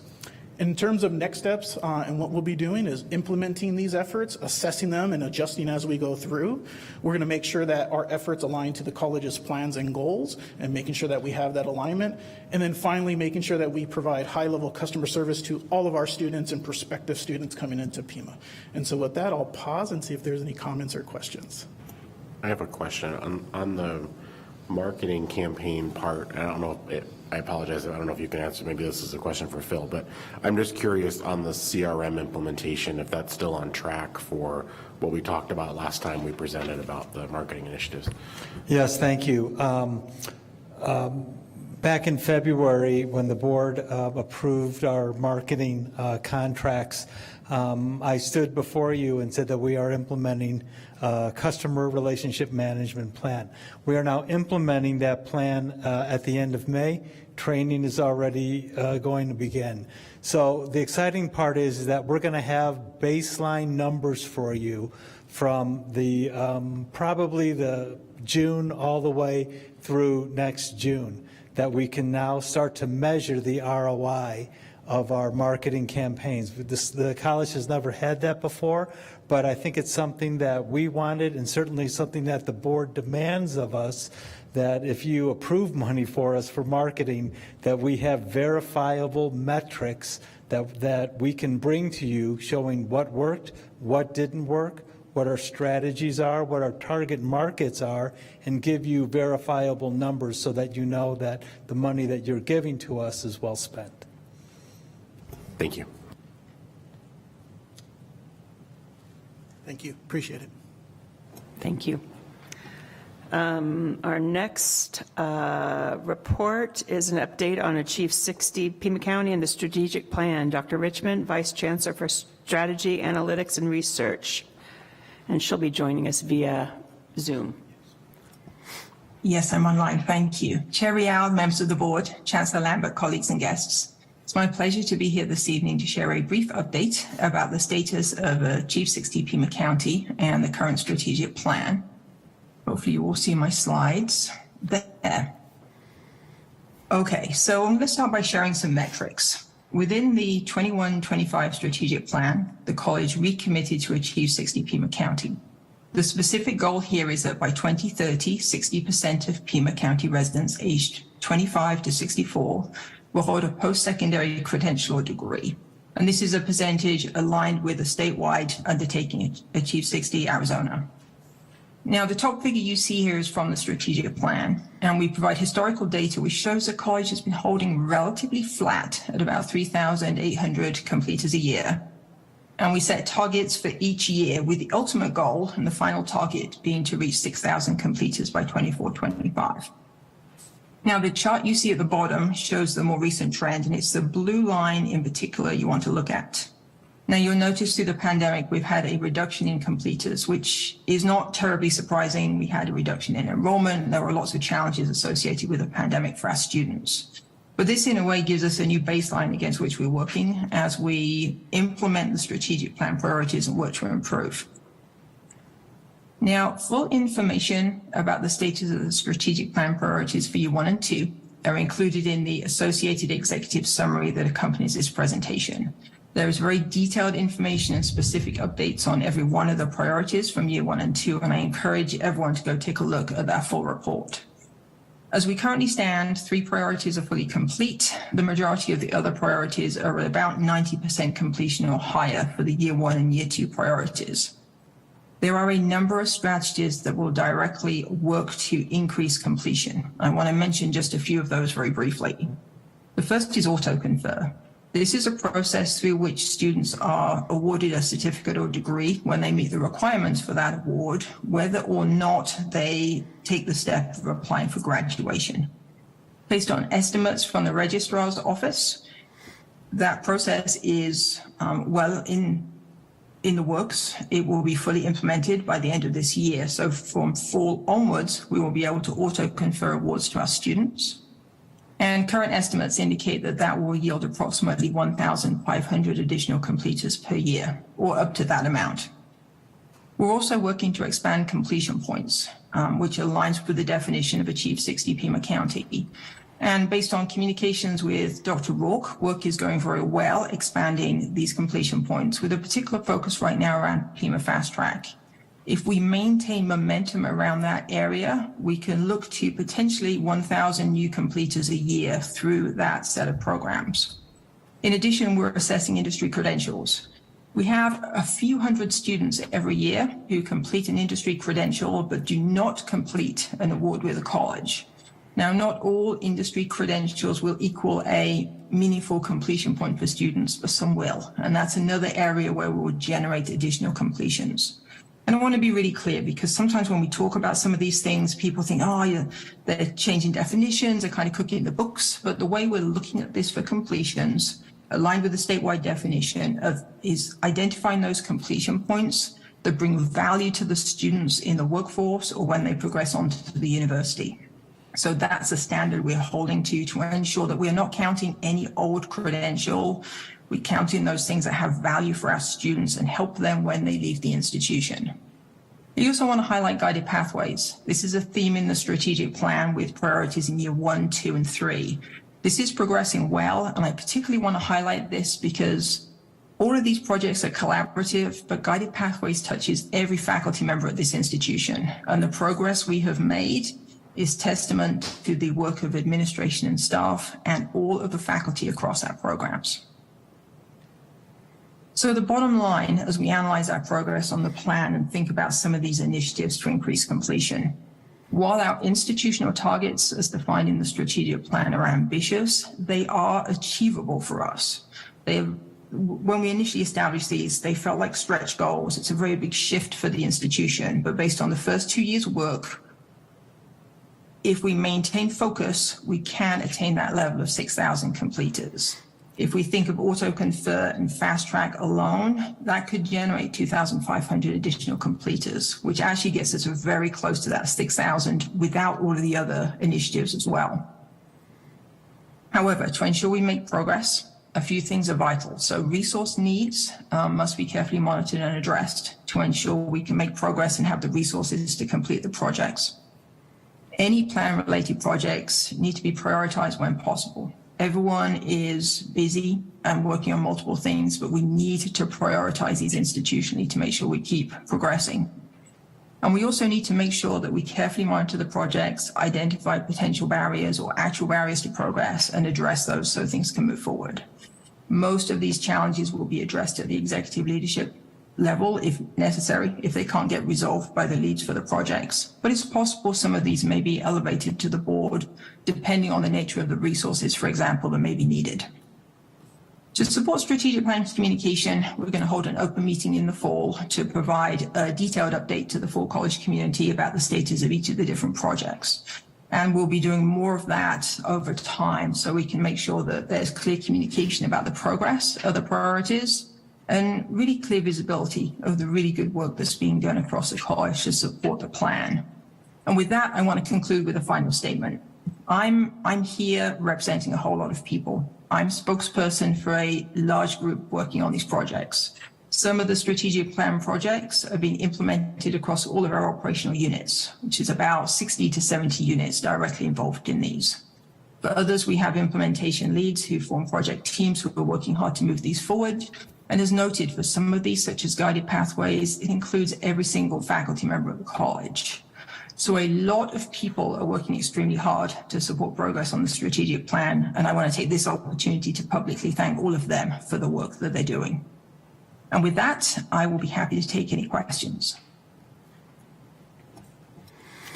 Thank you, Dr. Richmond. We really appreciated that. I wanted to say when I started reading your accompanying report, I was like, oh my God, how is Dr. Richmond going to get through all of this in her 5 minutes? And then I realized that that was supplemental information and it was very thorough. So thank you for that report.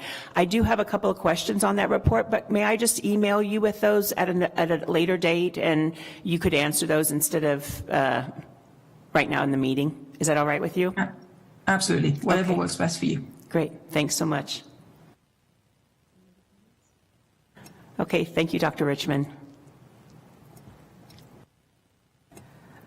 Our next report is an HLC report from Wendy Weeks, Assistant Vice Chancellor for Curriculum Quality Improvement and the Federal Compliance Leads.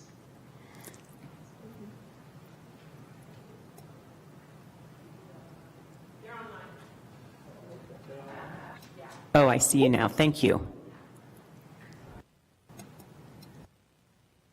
Thank you, Chairperson Riel and members of the Governing Board for having us here to present.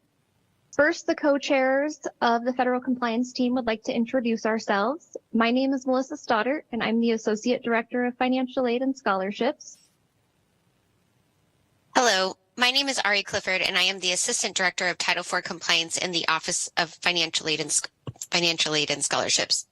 We would like to acknowledge and thank the rest of the Federal Compliance Team who are named in the executive summary document submitted to the board, who have put several hours of work to help Pima identify areas of concern and gather evidence for submission. HLC federal compliance requirements exist within each of the criterion and the assumed practices. As an institution that participates in the federal programs such as Title IV, we agree to comply with the federal and state law and follow all applicable regulations. It is important to understand that the federal compliance has requirements that span the entire college, from employee training to consumer information to policies that protect student information. It is a tremendous task to keep up with all of these requirements.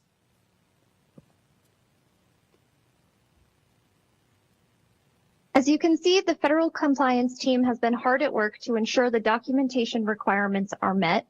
Our institutional HLC criteria dashboard is continuously being updated by the various criterion teams. There are 8 total compliance areas that have to be reviewed. We've looked at the information on the public website and on the intranet to find evidence to prove the college is in compliance with these areas. The first 4 of evidence areas are the following: the assignment of credits, program length, and tuition, institutional mechanisms for handling student complaints, publication of transfer policies, practices for verification of student identity, and we've detailed the evidence that we've collected and the current status of gaps that we have identified thus far.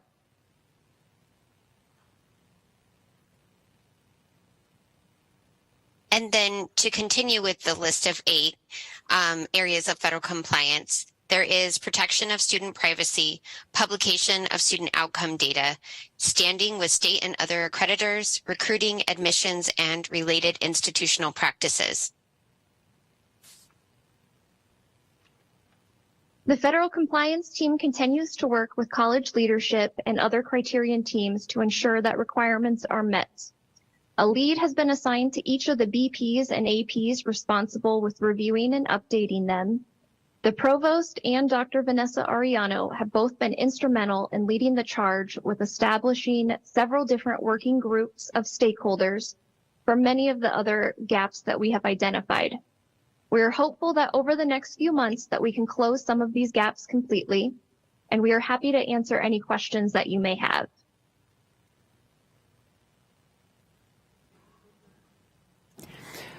First off, the board really wants to thank you and the entire team, Wendy, for doing all the work you're doing. Getting off this monitoring is our #1 priority at the college, so we definitely appreciate all the work and effort that you're putting into making sure that we get there, so thank you so much. And anything that you need from the board too, just let us know. You know, if you need us to help out in any way, we're willing. Thank you. Okay, and then our next report is from Jeff Sylvan, General Counsel, and the Office of Dispute Resolution, the college complaint process.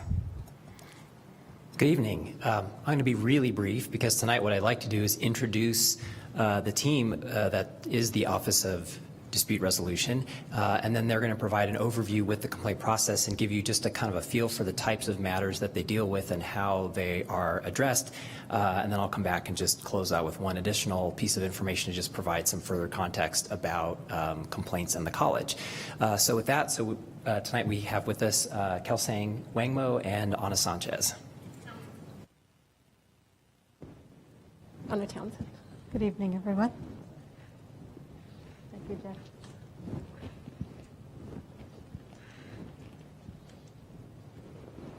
Good evening, everyone.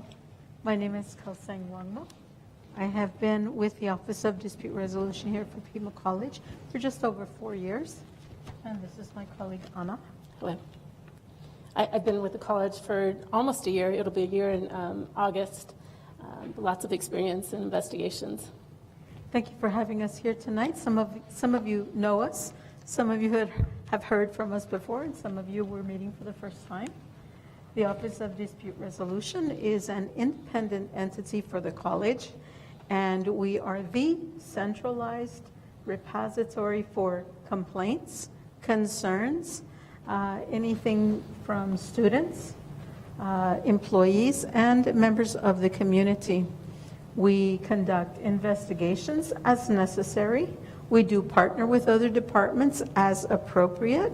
For example, when something needs to be addressed, it isn't something that we make a decision about. We collect evidence, we submit our reports, and then we forward that information to the appropriate department for addressing any types of concerns, any corrective action. And we also look at patterns in the things that happen in the college that come through our office for any need for process improvements. So what we're going to go over here briefly is our ODR investigation process, so that when you do maybe get a complaint, you know what process we go through when it comes to us. So first what we'll do is look at the complaint. The complaints come in by email, by phone, through a program called Ethics that we use. And we'll review the complaint and then determine if it's something that needs investigation, a formal investigation, or we will work with partners to make sure there's a resolution found. When it is a formal investigation, what that entails is interviews, reviewing evidence. That could be emails, it could be documents the employer, the student has. Anything that they present to us, we'll review and look for facts that support their allegation or concern.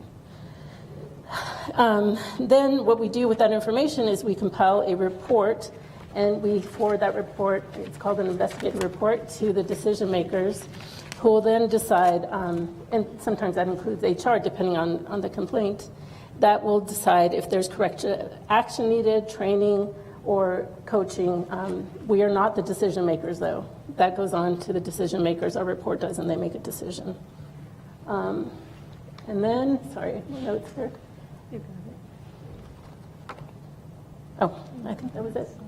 That is a brief summary of what we do in an investigative report. So the types of investigations that I just described the process for, the formal investigations, will be under the categories of discrimination, harassment, Title IX, retaliation, or misconduct. So generally the ones that we investigate. One of the areas that we are responsible for includes receiving grievances from employees. A grievance is something that an employee has the opportunity to file if they believe that a college administrative procedure or a policy has been misinterpreted or misapplied and has had an adverse effect on their employment. This is not something, this is quite separate from what students and other employees can file that might be under the category of discrimination or harassment or retaliation, as Anna explained. Sometimes an employee will file a grievance form that does not meet the requirements for a viable grievance. We review the information that we receive. We collect additional information if it's necessary. And if we determine that this is not a viable grievance, we will let that individual know. However, our process doesn't stop there. We review the information to see if there is a potential violation of another college policy, and if so, we may then conduct an investigation into that concern.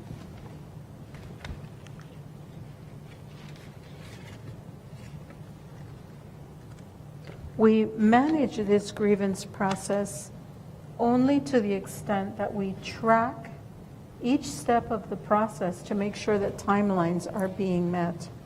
Of course, if any of those timelines are not met, sometimes a grievance is dismissed. This is not the same as an investigation. We do not investigate grievances. Once that grievance is resolved or addressed, then we document that in what we have for all of our complaints is a centralized database called Ethics Point. Once that is finished, we document the conclusion. We don't always get the exact outcome, but we do ask that the individuals reviewing the grievance advise us that that process has been completed. So, Chairperson Rayleigh, last time we met, you asked for numbers of employees versus students and how many complaints we get per year. Right now, our Ethics Point, the system we've been talking about, doesn't track that. We're working to correct that. So we manually hand-pulled all these numbers for you, going back to 2019. As you can see here, the orange is the student, it represents the student complaints. So you can see over the years, it's pretty much the same. The majority of the cases that we work on are student-related, where we work with partners to resolve the complaint. And then there's employee is yellow, blue is anonymous or undetermined. We do get anonymous complaints through our system. And then community member, which is the smallest category. Then breaking down from 2019 to 2022 are the types of conclusions that came out of those investigations. So allegations, unsubstantiated, allegations substantiated or partially substantiated or inconclusive are the cases that had a formal investigation. So those are the cases that we do the whole formal investigation. Again, referred, reviewed, and addressed, those are mostly the student complaints where we're working with partners to address their concern or complaint.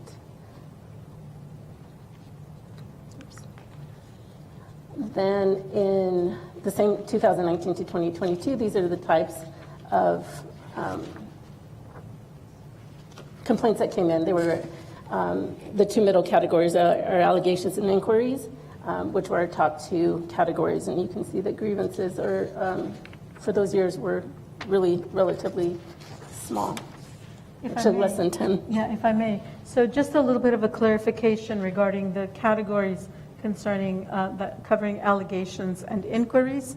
An allegation is a claim that a college policy or a procedure has potentially been violated. Not a grievance, just things that are investigated.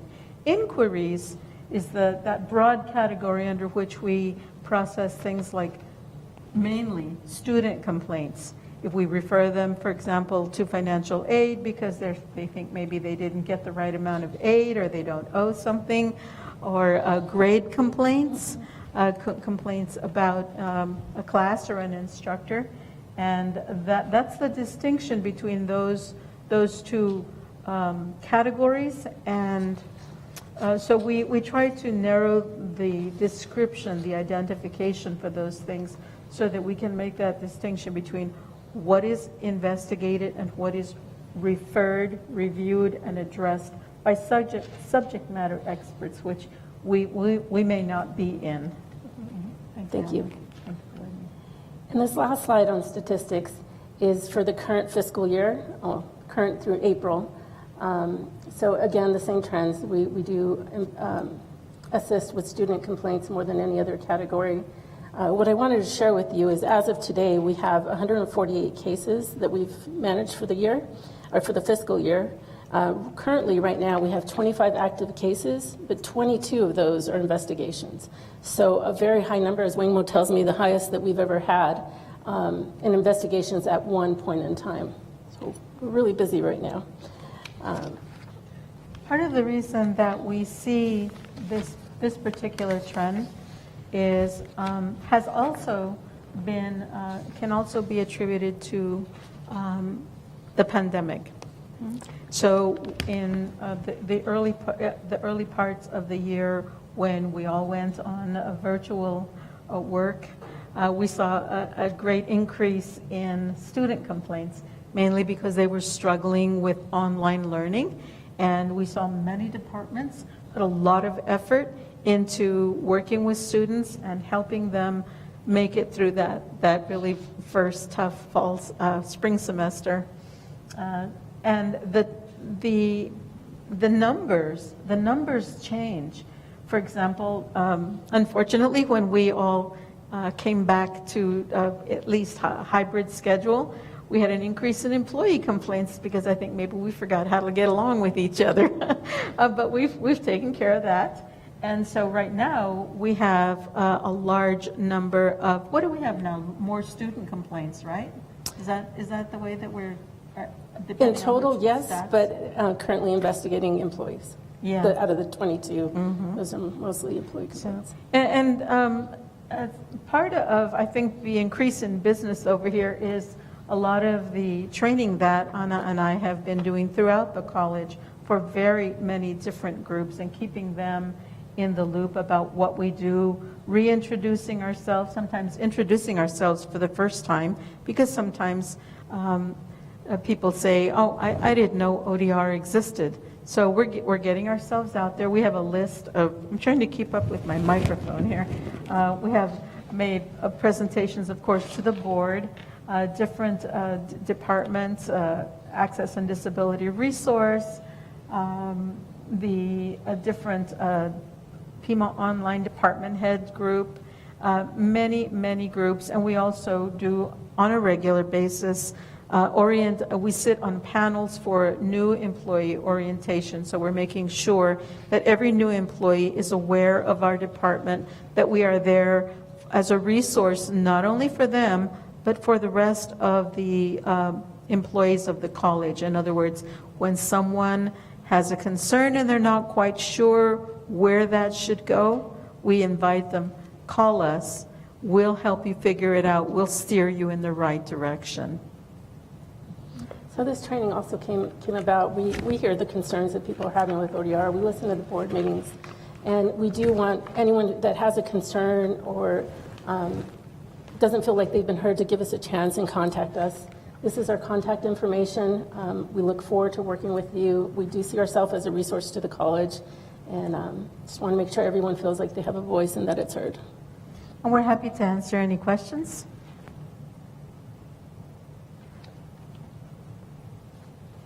I guess I just want clarification. So the employee or student, whoever, submits a complaint, you guys look into it, and then you send it off to, if it needs to be further investigated, you send it off to somebody else, correct? No, there is no additional investigation. The investigation component stops with the Office of Dispute Resolution. We forward it, for example, I'll give you an example. If it's a complaint about an employee, we complete the investigation, make a determination about whether or not, whether it's more likely than not that the preponderance of the evidence shows that a violation occurred. And we recommend that the complaint be closed either as substantiated, unsubstantiated, inconclusive, partially substantiated. We forward that to the appropriate supervisor of the employee who was the respondent in the complaint, and to the correct employee, human resources employee relations. Employee relations person. They take the rest of the process. There is no additional investigation by any other office or individual after our process. And maybe, and I'm just assuming maybe where your question is stemming from, again, these are the categories that we would investigate. But if it is a student complaint, maybe as Wang Mo said earlier, they're complaining about a grade, we will contact that department head who does an investigation into their, their inquiry or their concern. But we follow that process all along to make sure that the student is responding, the department head is responding, and they come up with a resolution. We track those, we do look for trends, and then we talk to the departments if there is a trend we're seeing. So that's where we aren't involved, but we are involved. We're not involved in the investigation, but we see it through to the end. Does that make sense? I guess, I understand what you guys are doing, but what about when these complaints go further and there's lawsuits filed? We wouldn't be involved in the lawsuit, but there is an appeal process, and currently the way the AP stands, there's a reviewer who is the internal auditor at the moment, and so he does his process and makes a determination. But a lawsuit would be separate. General counsel would be involved in that. Is there anything else we can answer for you? Thank you very much. Thank you for your time. Thank you. I just want to say one thing. It doesn't sound like it's a super fun job, and we know it's so important. So thank you for doing what you do for, faculty, staff, administrators, and students. I'm pretty sure without you guys doing your work, it would be crazy here. So thank you. Thank you. Thank you. I appreciate that. Thank you. There we go. Well, that's far too small. One other thing to add, so recognizing that employees may not have as much information as would be helpful or an understanding, another initiative that ODR is working on with human resources, and they'll work with student affairs individuals as well, will be to make some training videos that can be available all the time or can be pushed out to employees so that they can get at least a quick idea of here's the kinds of things we look at and how you get help to have someone either address your complaint or refer it to the correct area. It kind of builds on one of the questions that was asked before. So most times when people have some concern related to the college, particularly if they don't know where to go, it ends up at ODR. ODR figures out, well, what's the right process and who's the appropriate decision maker who has authority to make a change or impose discipline or take whatever the appropriate corrective action would be. Sometimes, though, individuals, and this information is about employees, but I have comparable information about students, sometimes they're not satisfied, and they do have the right to go and file a complaint with a state or federal agency, particularly if it's a discrimination type situation or concern. And so what I just wanted to share is, again, is just to give some context here. We do get these, not very many. So, we have well over 1,000 regular employees and well over 1,000 temporary employee, adjunct, and hundreds of temporary employees. And when you look at that total pool, these are the statistics for the last few years of how many cases are filed with the outside agency. And EEOC, that includes the state counterpart. I just lumped them all together to keep the chart heading smaller. We only get a few a year. The majority of those are dismissed. We only have one pending case at this point back from 2019, and this is on the employee side. And what does resolved mean? Resolved means that the college either recognized that we didn't handle something appropriately and we figure out a way to reach a mutually acceptable agreement with the aggrieved individual, or sometimes there's just an agreement of, you know what, the employer-employee relationship is really not working out and we ought to figure out how to just part ways, and we figure out how to do that. So that does happen once in a while. Fortunately, we have not had a situation in which the agency, where the process ever got to the point where the agency reached a determination that the college had most likely violated a state or federal employment law. If that were to happen, we would hopefully resolve it with the agency, or they have the authority, obviously, to bring an action against the college for enforcement. So I just wanted to add that for additional context, that while the vast majority of complaints are resolved inside the college, we do get a few complaints filed outside, but you can see what the numbers look like. So I'm happy to answer questions about that, or if there's other follow-up information that you would like related to the complaint process or any of that, let us know and we can get you the information or figure out when to do a supplemental presentation. Did you have a question? I'll send you something later. Okay, that'd be great. Yeah, for sure. If any of you have questions, feel free to email me. Thank you. Section 2.2, reports by representatives to the board. Is T.T. Martinez online for the student report? I'm here. Can you hear me? We can hear you. Thank you. Hello, board members. As of today, the elections for the 2022-2023 cohort are complete. 1 second. Votes were accepted on Pima Engage from 420 to 425, and the new cohort was finalized in early May, with a special election to happen this summer to fill some positions that were not applied for. We have discussed our town hall and have come to find we still need some work, but we did an amazing job compared to our fall town hall, and we want to thank all who were able to join us. Through additional outreach from Student Life and D2L postings, we were able to have more students submit comments and questions beforehand than in the fall. We had a meet and greet with the new cohort on 5-5 at West Campus to discuss the Student Senate and answer any questions the new cohort had. We also wanted to say that some of our current cohort was able to and honored to join Pima Community College and GTL at the award ceremony where Chancellor Lambert was awarded as Man of the Year. Congratulations. Once again, we are honored to work alongside you. We are actively working on our project and it is set to be finished by 5/17. The marketing and special projects officers are working together to create an opportunity for faculty and staff to sign Pima's blanket before the end of term. We plan to reach out to our campus VPs, which we already have, to partner in this endeavor and share the opportunity with faculty at every campus. This is for our Student Senate project, which is scheduled to be complete at the conclusion of this semester. We have discussed with our fellow senators on the Board of Governors for the summer, and I have decided to volunteer myself to be present on behalf of the Student Senate. I will be joining you this summer. And at the end, we were grateful for all of the encouragement and leadership shared with us by all of you. We can't wait to continue working for our fellow students and showing leadership and responsibility alongside our educators and faculty members and staff. Thank you, and that is the end of my report.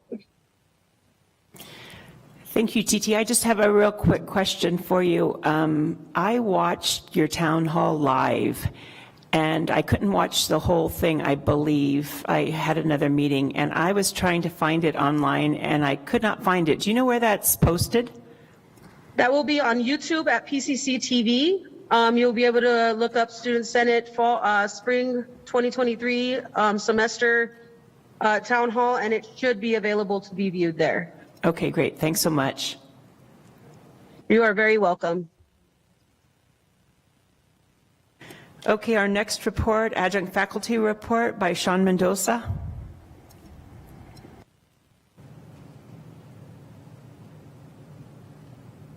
Hello, Chairwoman Ryle, Chancellor Lambert, members of the board, and honored guests. As we're nearing the end of the spring semester, I want to update you on a few initiatives and activities of the adjunct faculty.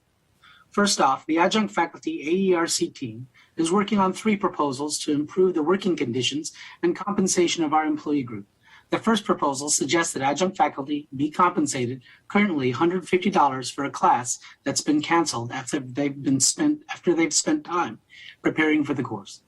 The second proposal aims to ensure that adjunct faculty are paid on time. This is an issue that our members have experienced at one time or another. Lastly, the third proposal seeks to eliminate the 10.5 unit cap on load hours for adjunct faculty. Some adjunct faculty may be excited to carry additional classes and maybe even a full load of courses.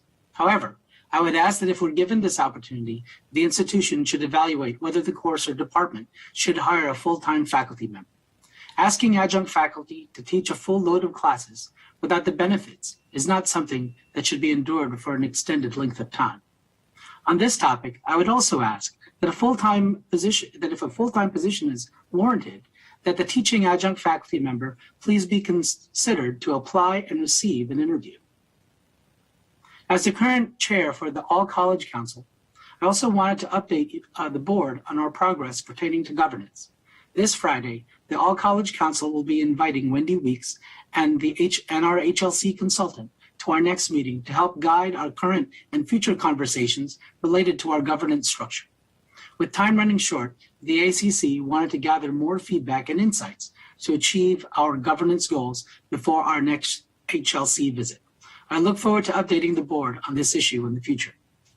At our last meeting, some adjunct faculty have been energized to the possibility of forming or joining an employee representative group. Many of my colleagues reached out to me saying our existing committee group already fills this role. But after reviewing our existing charter, I was surprised to discover that it currently makes no mention of working conditions, benefits, or compensation. Therefore, this summer, I hope to gather a number of adjunct faculty and college members interested in updating our charter and identifying how we can best participate in the governance process at our institution. Once updated, I hope to bring this forward to our faculty senate for feedback and adoption, and eventually present the final version to the board. To that end, I've also reached out to the strategy and analytics research group to develop a more comprehensive survey of adjunct faculty, which hopes to gather information about our specific needs and how we can best impact the institution and our students.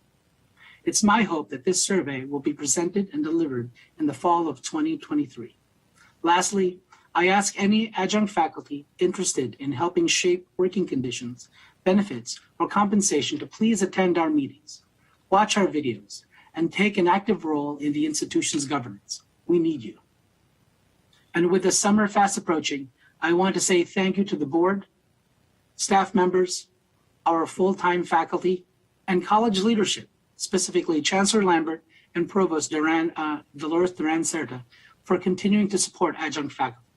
It's through your collective support that we've been able to encourage within our ranks retention, professional development, and nurture student success.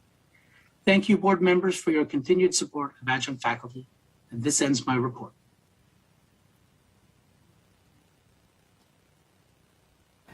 Chancellor, I was wondering, can you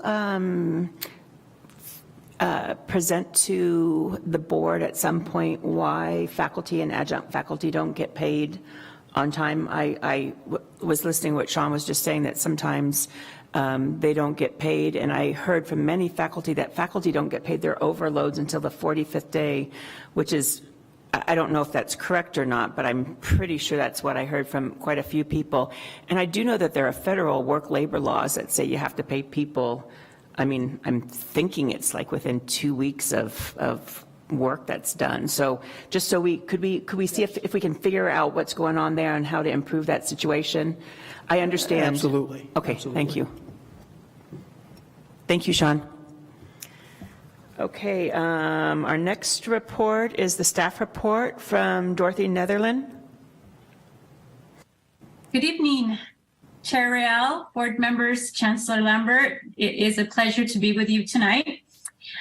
I am not a fan of airing dirty laundry. However, I do have to agree with Michaela Hayes. Our ODR process does need it needs to be changed. It is absolutely terrible. I have been going through an ODR situation, and I never wanted to speak about it until it became an issue where it interfered with my position as the chair of staff council. I was pulled into a meeting with my new supervisor, whom I had already explained the job requirements of this elected position before. He was, I thought, understanding, but then he asked that if any employee approaches me with any concerns, that I should refer them to the handbook and not address any of them. And after hearing his many concerns, my tasks would suffer, or that it would be too taxing on me. And the one that really upset me a bit was when he said, "We know you're unhappy. You have a complaint in with ODR, and I don't want you speaking to anyone." And I said, I respectfully disagree. I love working for Pima. This is an amazing place to work. I love the people that I work for. I love the people that I work with. I love my job. Unfortunately, since making my complaint, I have been pulled off of a lot of my tasks. I am one of the 2 compliance officers for Davis-Bacon that the college has. I was not allowed to perform a training that was happening at the downtown campus. I no longer go out into the field and do investigations as I am supposed to. And the fact that now I am being told not to speak to staff is absolutely not going to happen. I am here to stand up for staff because, guys, facilities is hemorrhaging good people. They're leaving. And don't take my word for it. A lot of people just leave. They do exit interviews. Look into it. It's absolutely awful. I am not one that will stand by and hear someone say something derogatory about the changes that the chancellor is making. I believe in moving forward with technology. I believe in this train project. And unfortunately, when I hear management speak badly about it, I do say something, because we are told if you see something, say something. And I do. And I will not stop. I'm here for our staff, and I will continue to do that. But perhaps this is something that needs to be addressed further, because this is something that is affecting our governance. We all know that the HLC is looking at us right now. And the fact that, and I told him, I feel like you're trying to silence me, and I am not okay with that. And after our meeting, he sent up a follow-up email saying, as we discussed, you will no longer speak to staff. You will refer them to the handbook. And it took me more than a week to respond. And I made sure that I CC'd ODR in this, because I've been getting a lot of what is called soft retaliation, and I'm not okay with it. It's been 3 years. 3 years ago, when I tried to put in my concern, I was told in no uncertain terms, if I move forward, I would be out of a job. And I love Pima too much to do that. I love working for Pima, and I apologize to have brought this up, but it needed to be said, and we can't lose any more good people. Thank you. Thank you, Dorothy. And our next report is a faculty report by Denise Riley. Let's see if I can do this correctly. Good evening, Chair Rayleigh, members of the board, Chancellor Lambert, colleagues, and guests. This is my last report, my last meeting, and my first time physically sitting in this seat. I think I'll take the name tag with me. I've had this role for 2 years now, and my term ends in December 2023. However, I'm not going far. I'm the president-elect for the fall 2023, and I'll be the Faculty Senate president beginning in spring 2024. So I share this with you because I feel like this May meeting is a bit of a full circle moment. When I was asked to fill this role, and that's Faculty Board of Governors representative 2 years ago, my response was adamantly no. I'll explain why. You have to hold this thing the whole time. I was an adjunct faculty at the Northwest campus from the years of 2004 to 2010. I'm an avid supporter of public education. I've spent 16 years in K-12 public education, all during the time that I was an adjunct faculty. I've been a high school teacher, a counselor, a coach. In 2016, I was hired as full-time educational support faculty counselor. Part of that role was to teach student success courses, along with counseling students in career, academics, and personal counseling to all students. In 2019, there was a major reorganization in student affairs, and there was a different model. And counselors were reclassified as staff, and there were fewer positions, and we had to compete internally for those positions. Prior to that decision being finalized, the process was extremely difficult. It was demoralizing, it was opaque, and it was professionally probably the lowest point in my career at that time. And it was a difficult process, and unfortunately I did get to see the not so great parts of policies and procedures of the college. I saw things, policies that weren't followed. I did have, some concerns with ODR and HR at the time.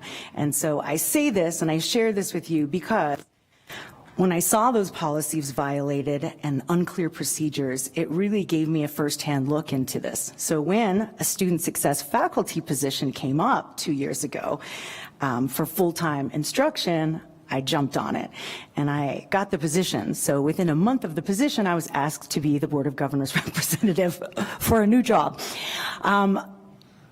Like I said, adamantly no, especially because I felt so low about what had happened, how it happened, and it was really difficult. So to be asked to be the representative or the face of a large group that I completely value and have respect for, I didn't even want to be the face of myself at that time.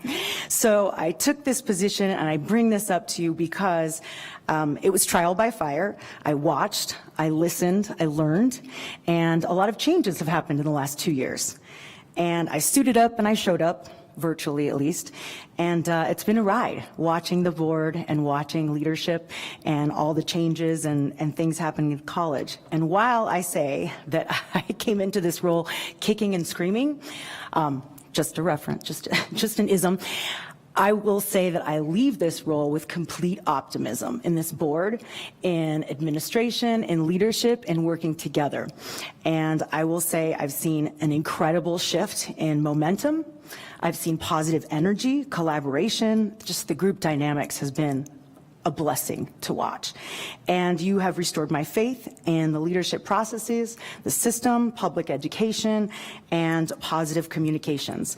And I don't just talk the talk, I walk the walk. I've been an educator for 24 years, all in the state of Arizona, public education. My kids attend public education or public schools in Marana School District. And I will say that, like I said, I'm appreciative, and I have something to say for each of you. And this is to represent all faculty because we are impressed.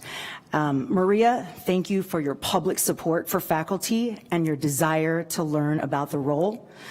Luis, thank you for your dedication to community and especially the underrepresented groups and the lens you have for those groups. Greg, thank you so much for your thoughtful questions, your critical thinking skills, and your ability to see the big picture.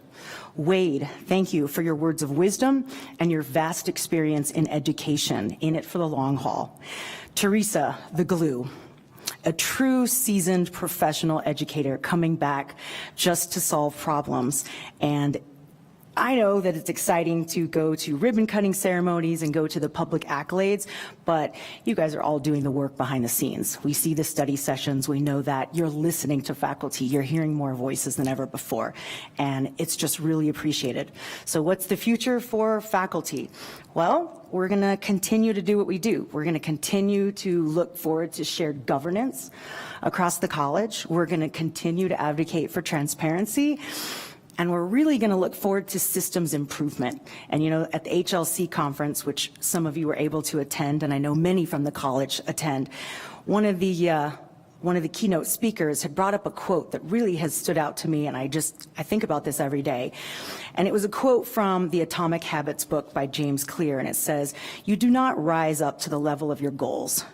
You fall to the level of your systems." And so at this point, I ask, please, in the next year, let's take a look at not just the desired outcomes, but let's look at our systems, and let's look at our systems as a collection of daily habits to get you there.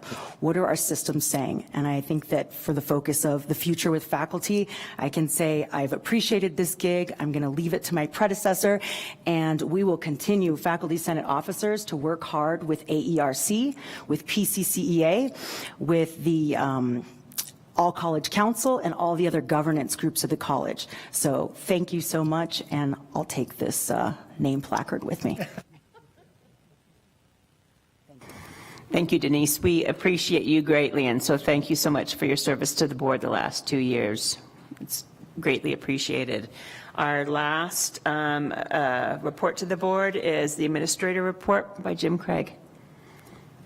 Good evening, Chairperson. Oops, there you go. Good evening, Chairperson Rayleigh, distinguished board, Chancellor, Man of the Year, Chancellor, PCC, family, and friends. Every year since 2015, PCC has hosted the NC3 National Letter of Intent Signing Day. Over 2,000 students committed to completing programs at Pima during that time.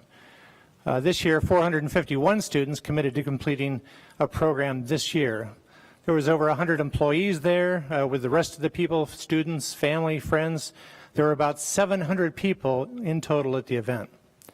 21 students received the 3M scholarship of $1,000, and 14 students received the PCC Foundation Award of $500. Also wanted to mention the ribbon cutting at the Advanced Manufacturing Building. It was such an amazing event, and I'm so glad that so many of us could be there and enjoy and celebrate, because it really is the future of Pima. It's the future of Centers of Excellence, and it really epitomizes our mission and vision and everything we're trying to accomplish. And a special kudos to my colleague, Dean Greg Wilson, for his leadership and his approach to everything that went into that fantastic building and the programs that are going to come out of it. And also kudos to the Chancellor and the board chair for their great opening comments. They were wonderful. The Metallica Scholars Initiative is offered in partnership with the Metallica Foundation. Anybody remember the band? That's it. Okay. It's called All Within My Hands.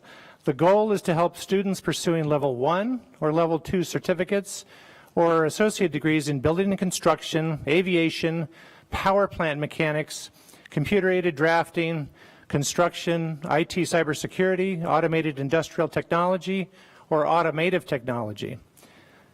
24 PCC students who are on track to complete those certificates or degrees were awarded scholarships of up to $2,000 per student. In the words of Metallica, life is ours, we live it our way. So those students will be able to enjoy that money and achieve their goals their way. Some health profession updates. The health professions are partnered with El Rio on a $2.4 million grant for development and delivery of a community health worker training program to be introduced with the first cohort in August 2023.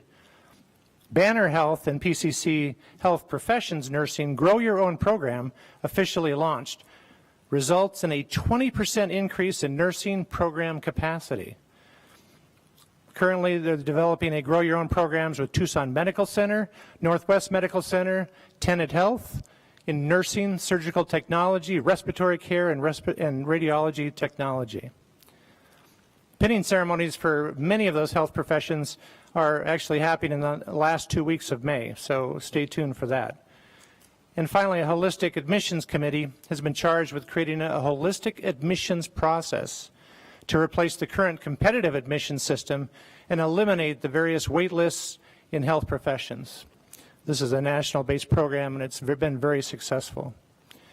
The 2023 United Nations Sustainable Development Goals Open Pedagogy Faculty Fellowship Awards.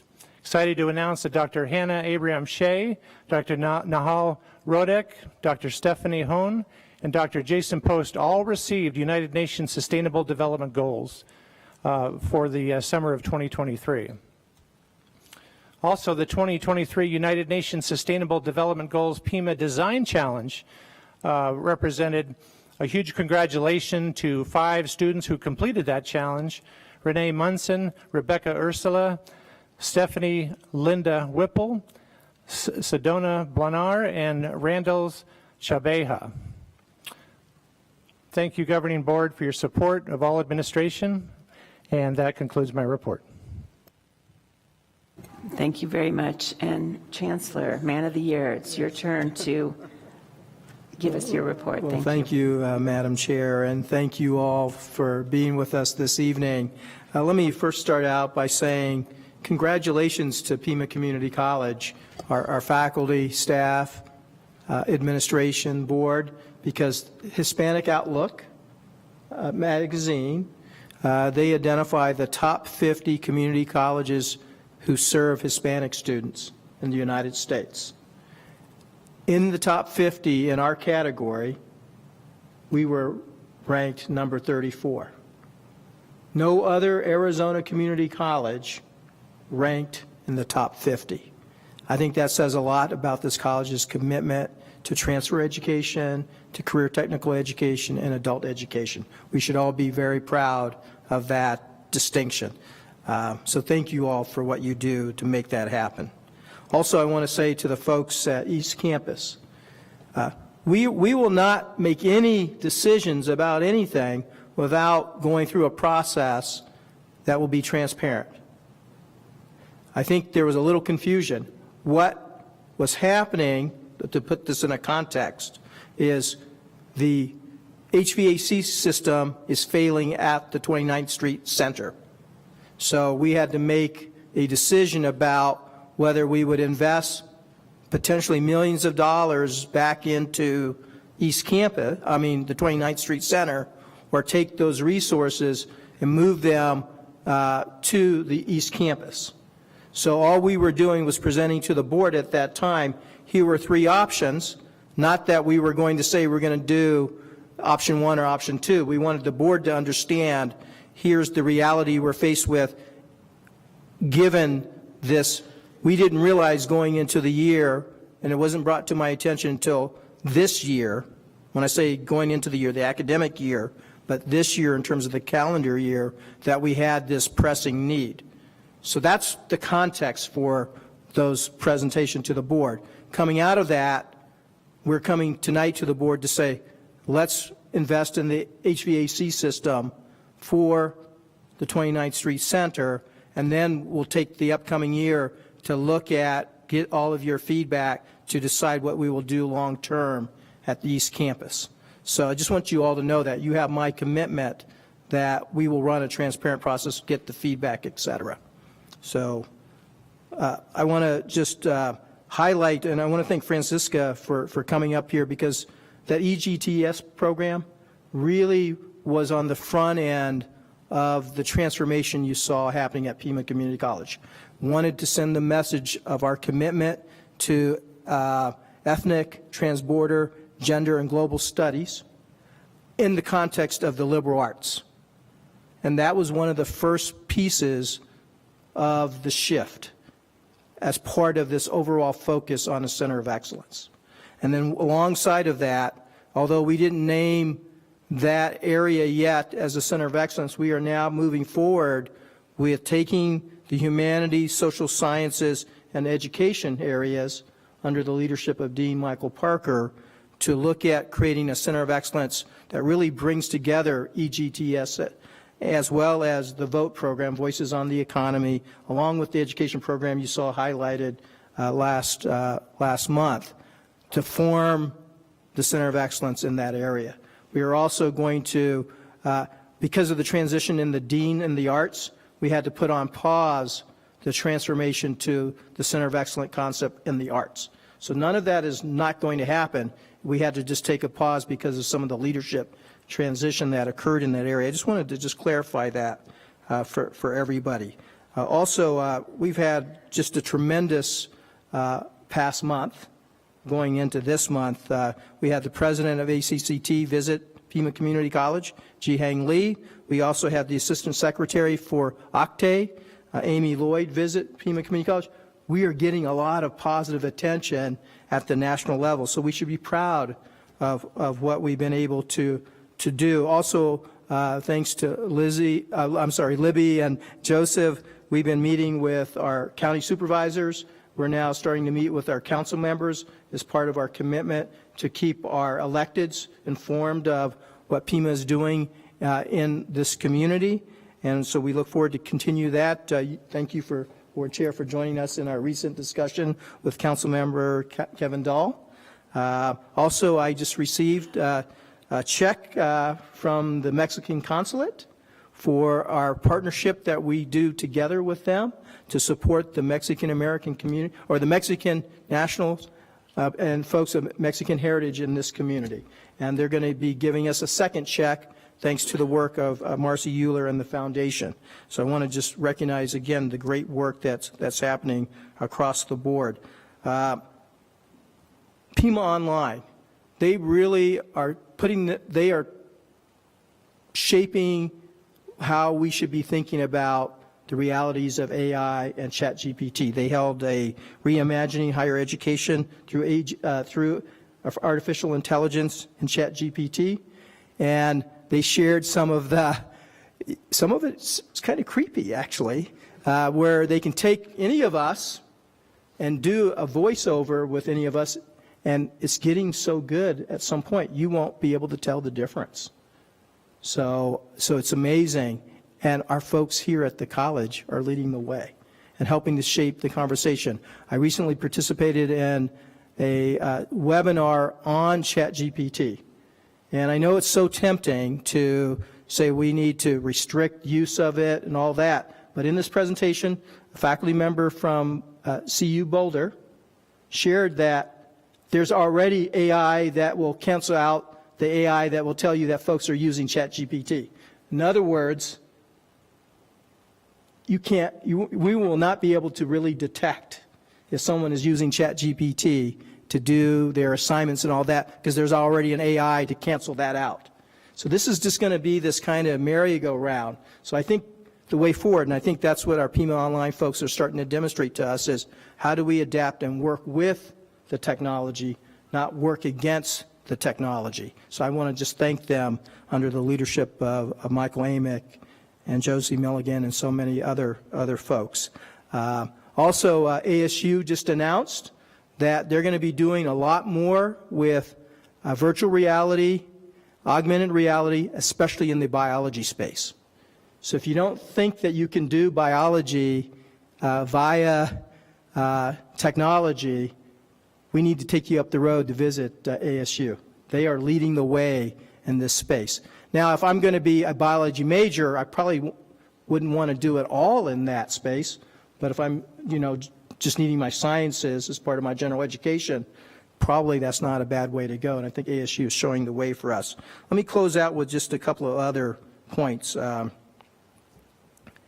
We were so fortunate to be able to host Nick Pinchuk from the chairman and CEO of Snap-on Industrial, and thank all the board members for being there. Snap-on has been a tremendous partner for community colleges across the country and for Pima Community College specifically. And his focus on the dignity of work was a reminder, and I think the pandemic showed us all, that our essential workers truly are the backbone of our economy. And I think sometimes that gets lost, but I think we just need to not forget that. They kept us going. they were the ones that allowed us to work from home. And they put their lives on the line. And I think Nick just reminded us of that. But I want to thank Marcy Euler and her team because they helped pull that event together. Although Marcy wasn't able to be there and enjoy the fruits of her efforts, just know that that went very well, so thank you. Also want to thank everybody who was involved with the Advanced Manufacturing Center ribbon cutting.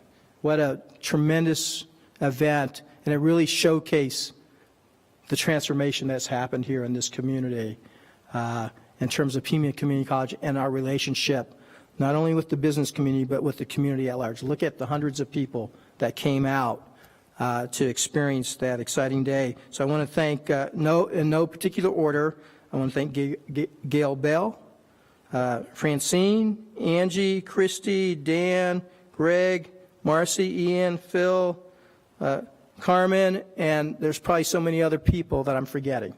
And all this area is under the leadership of Dr. Dolores Duran-Certa. And so we're doing tremendous things. So I don't ever want us to forget. I mean, we talk about, well, this isn't going well, this isn't going well. Put it in the context of the larger picture. More is going well at Pima Community College than not. Are there areas we can always keep sharpening to make it better? Absolutely, and I'm committed to that. But let's not forget the great things that are happening here at our wonderful institution. And it's graduation. So let's all go out and celebrate with all of our students, and I look forward to being there with them. So thank you. Thank you, Chancellor. And once again, congratulations on that award. When we were all there at that GTL event, it was wonderful seeing you up there and being honored for all the great things you have done at this college. So thank you. So Madam Chair, let me just to that point, I forgot to mention, I want to thank Marcy Euler because she played a key role to bring hundreds, over 100 individuals from our faculty, from our staff, administration, and students and the board to come and celebrate with me. This award is not about me. This award is really about all of us, and that I just get to be part of that, and so I'm so grateful. So thank you.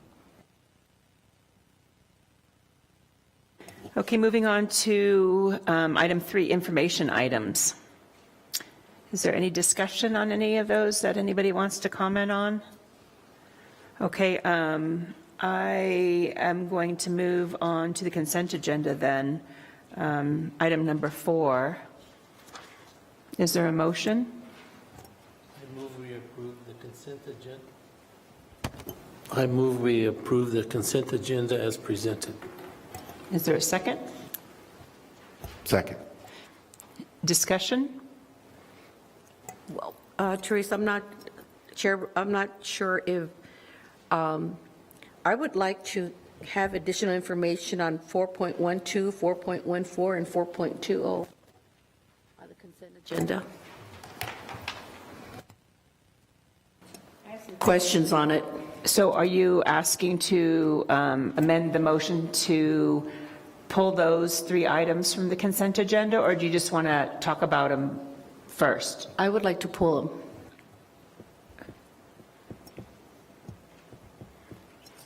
Are you okay with that, Dr. McLean?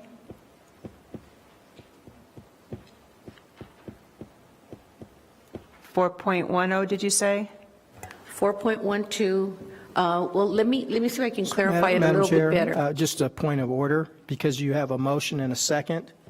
Unless there's a friendly amendment being accepted, you have to deal with the motion that was presented first. Yeah, I was waiting to see if Wade would accept that, but. I'd like to move forward. Okay, then, any other discussion?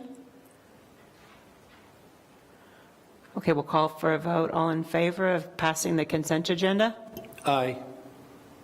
Aye. All opposed? Nay. Nay. Maria, do you have a motion?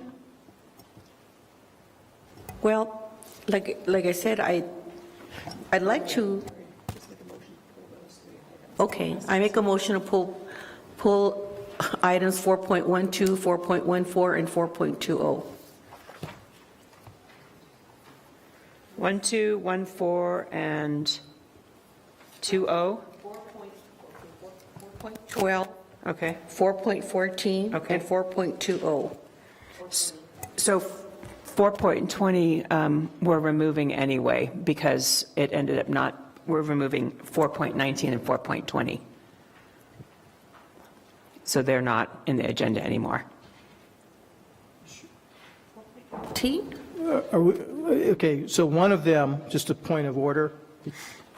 Well, did you get a second on the motion? Is there a second to Maria's motion?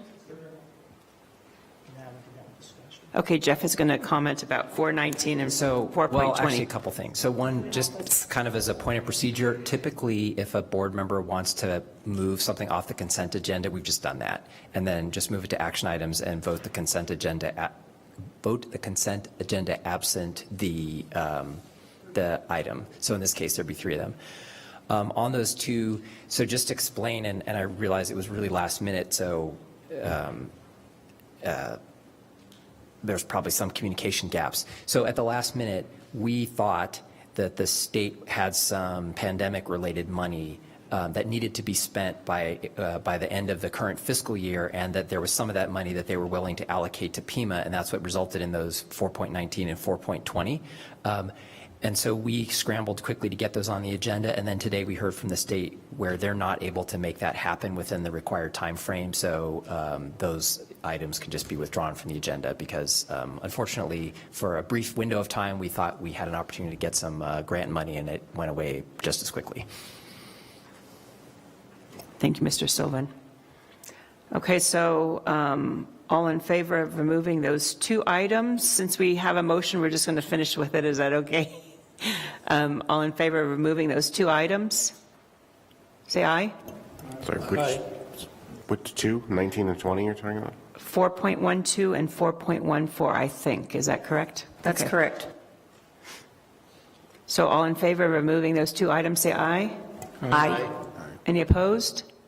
Okay, I'd like a motion to pass the consent agenda with those 2 being withdrawn, please. So moved. So moved. Oops. Go ahead. And a second, Maria? Second. Okay, all in favor of passing the consent agenda minus 4.12 and 4.14, say aye. Aye. Aye. Any opposed? Motion passes. Okay, moving on to action items. And I think those 2 consent agenda items are moved to the bottom of the list, correct? Yes. Okay, so section 5.12, the 29th Street Coalition Center Building System Repairs and Future Plans for the Public Safety and Emergency Services Institute. Is there a motion to authorize this expenditure of up to $1.3 million to repair the AC heating HVAC unit? Wait a minute. You said 4.12, isn't that a contract amendment? Hold on. 5.1. Hold on.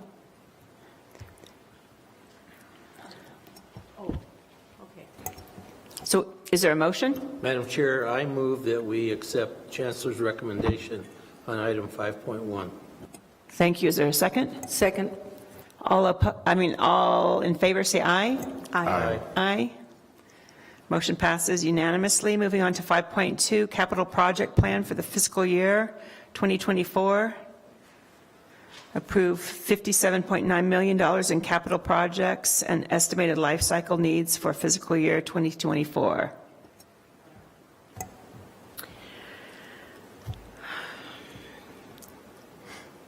Can we table that? I make a motion to table 5.2.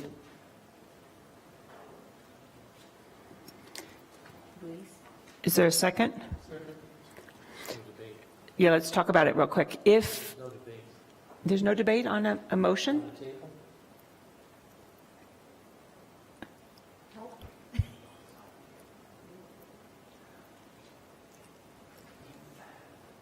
Sorry, off the top of my head, I don't remember. You might want to talk about the timing of this because it is related to the fiscal year budget that we passed for the issue. Well, the issue is that I wanted to know specifically what all those projects were. We were supposed to have a meeting with Dave B. on that, correct?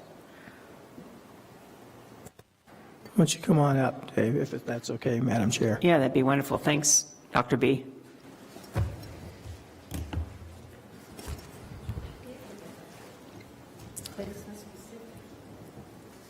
Good evening, board members, Chairperson Real, members of the board, Chancellor Lambert, colleagues and guests. So in your board packet is a proposed list of projects that are incorporated within the budget. There is a timing concern. We are scheduled to have a meeting on Friday related to the budget. From my knowledge, it isn't specific to capital budget, but I'm happy to talk about projects and talk a little bit about how the list comes together.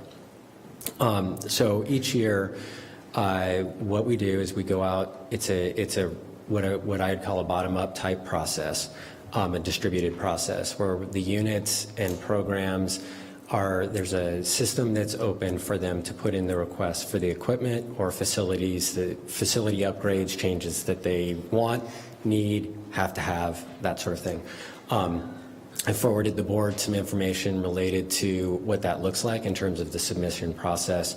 Those projects, all of those get then compiled into a database. There are criteria associated with them saying things like, this was something we would like to have, or moderate interest, or whatever. It's a high priority, it's a critical priority.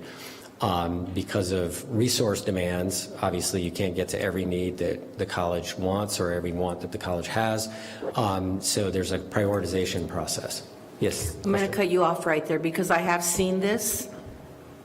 So I got kind of confused. So I don't need your explanation. I'm okay with what you've got listed. Okay. Go ahead. Are you, just a point of order? Draw my motion. Okay. I do have a question, Dr. B. So I vaguely remember one time in one of our board study sessions early on that there were things like this were listed, and it was the green and all the different color. All the different colors for the priority. Is that where this list is coming from? I don't think so. Okay. I'm not sure what you're envisioning. I don't really remember either. Different. Okay. But anyway, the list is compiled again in a very collaborative way. It's very open. We prioritized it based on like how critical is this? How important is it? Is it a fire safety issue? Is it an issue that's related to accreditation? Those are the kinds of things that prioritize them. Then the ELT gets a list that's been culled to a degree by the initial prioritization. Then we go through a secondary process of, okay, how critical is it? We know it's critical. How critical is it? And then match up the resources available with the needs. What you see is that collaborative process. It is not perfect. I don't think there's a way to do it perfectly. It is collaborative and inclusive, and over time, I think it gets to the needs. The critical things to think about are that we have to complete projects that we have currently going. So some of those have cost escalations. We've had conversations about that. There's a big section for ongoing, we used to call them life cycle projects. You call them deferred maintenance type projects. Those are routine and regular expenditures. So replacing a certain amount of computing equipment every year, that sort of thing. So that's what one of the sections is. And then the new projects we also identify with the funding source. So that's the information we have in front of you, and hopefully that's sufficient now with meeting the board's needs, and I'm happy to answer any questions. Great, thank you. Is there a new motion? I move to approve the capital project plan for fiscal year 24. I second it. All in favor? Aye. Aye. Aye. Any? I'm sorry. I will agree with it, but I had one more question. Okay. You mentioned the priorities. The last time when you presented, I asked the question in reference to those deferred priorities. I know there was a listing, but I think I did make a comment at that time that I really would like to see. It wasn't fully answered what I asked. But you were very specific in reference to some of the priorities that they're going to be deferred. I think some of those priorities that I saw should not be deferred, but that's my opinion as well too. And I did express it the last time. And one of the things that I mentioned, it's already passed, but because of the 29th Street, we're leasing it, and we're going to be implementing some costs are over $1 million. My question back then, when you presented this, is, well, it belongs to TUSD, and I did ask the question, is that under the contract that we do everything reference to a lease on that? Is that was a question that I had, but no response. Okay, so I think I can walk you through this. So we have a lease with TUSD. When we initially created the lease, there was a provision over the course of the lease that we could amortize if we went in and we needed to make adjustments, make repairs, significant repairs and capital investments, that we could recover the costs that the college put into it over the life of the lease. And we did a lot of that, right? When we took it over, we did a lot of repair work on the facility to get it up to our standards at the time. We're getting toward the end of the lease. And when I say amortize that, so say we put in $1 million at the beginning and it was a 10-year lease. What they would reduce is they would reduce our lease amount by $100,000 for 10 years. The issue now is that we're at the end of the lease. And so there's not an amortization period. We're getting toward the end of the lease. It's not the end. So there are two things at play. One is that we're toward the end of the lease and we have this repair that needs to happen. The second thing is that TUSD can make the case that, well, we'll make sure that it runs air. It just isn't running air suitable for what our needs are.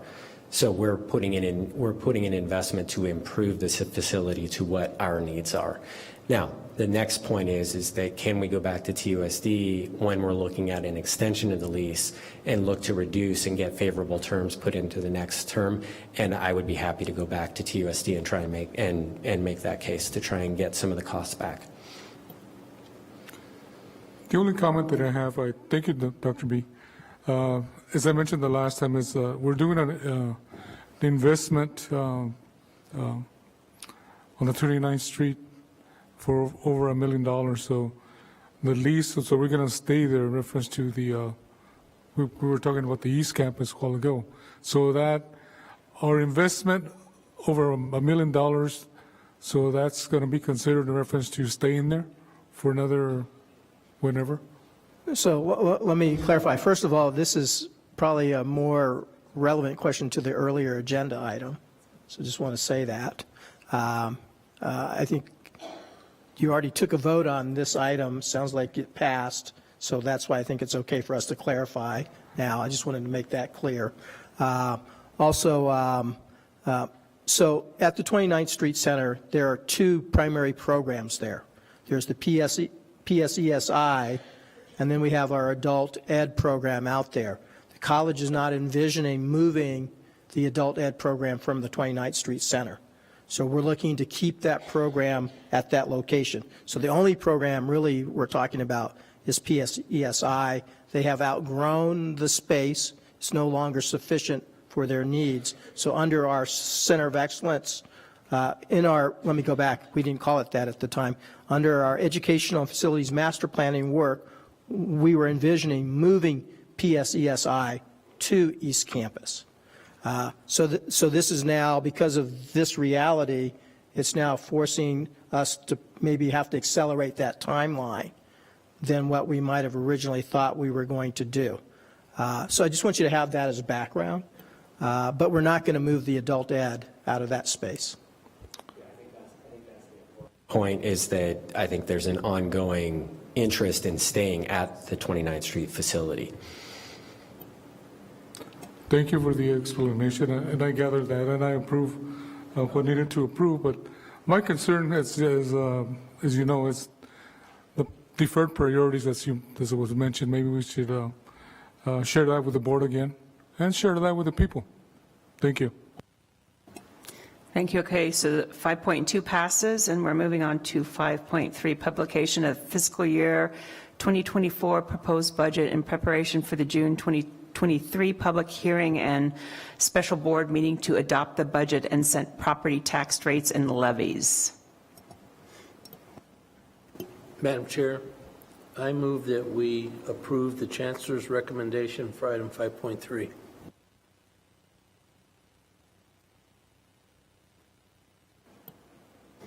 Is there a second? Second.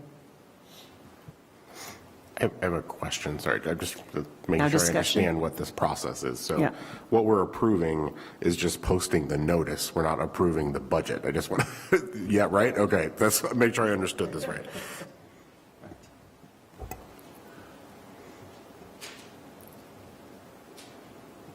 You have a second? Is there any other discussion? I just wanted to ask real quick, so there is the revenues proposed property tax levy increase of 3%. When we're still going to discuss all of that in the future, right? Yes. Okay. May I ask the board, would you like me to do the presentation to walk you through it or just answer questions? I'm fine either way. I know you have the materials ahead of time. I was just, I guess, piggybacking on what Greg was asking, where what's written here hasn't been approved yet. Correct. Right? So, okay. Right. Okay. So, yeah, and I'll just answer that question, that what we're asking, we're putting forward a budget with all the details, all funds now, right? This is all the operational side with all the parameters that we've talked with the board about, with the recommendation to do 2 key things that are going to be triggering next steps. The recommendation in it is to do a 3% tax levy increase. It's consistent with what we've talked about, but that's what's now set to go to the voters. The second piece is that the general overview for compensation so that we can work through compensation with AERC so that we can come back in June and say these are the final recommendations that we'd like the board to approve. So you're not approving the budget per se, but you are approving it so that it goes for taxpayer review. You can't go up above this number once you post it. You can go down. Changing it after this point becomes a logistical challenge. It's not that it can't be done. And I mean, after it's posted for the taxpayer review. So it is kind of an important decision to say, yeah, we generally like what it says. What you are agreeing to in principle is the high-end maximums, right? You're setting the absolute caps for the different budget categories. You can change things. You can tell us afterwards, hey, like let's say capital, say, okay, we approved the capital budget to be the number that we have in the state forms, but you're uncomfortable with the project later. So when it comes to the contract comes to you, you could say, not sure. It doesn't force us to do the projects. It doesn't force us to do it. It just gives us the capacity to do the projects. Does that make sense? Sort of. I'm going back to and making sure I understand this, right? But I'm just thinking about like the taxation rate itself. So all we're approving is notifying the public that this is a proposal that will be voted on in June. We're not approving the actual tax rate. Correct. Okay.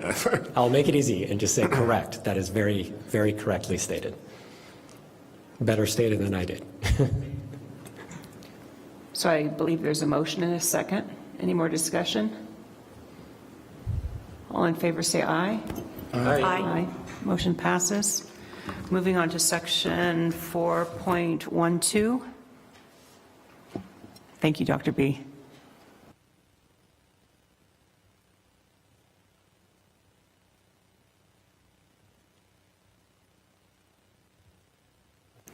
I guess so that we can talk about it, I approve move to approve 4.12. Is that what we're going to work on now? Okay, so to put a motion on the floor, Wait a minute. Okay, so I pulled that off the agenda, right? We're tabled. Now we have a discussion on it? There needs to be a motion either to pass it or to Table it, that's not to pass it. No. Well, you didn't table it, you just moved it off the consent agenda and into the action items. Yeah. So we have to vote on it individually. There was no motion, right? So what happened is it got, at the request, it got moved from off the consent agenda, so now it's on the action item. You could make a motion to table it now, but the original procedure was moving it off of consent onto action, so you can now discuss it, make a motion, amendments, the kind of the normal, more formal process. Okay, so I will start the discussion on this then. Yeah, I think we have a motion first. Oh, motion to do what? For discussion? Oh, moved on. Okay, we're going to, I make a motion to table 4.12. And what was the other one? Four.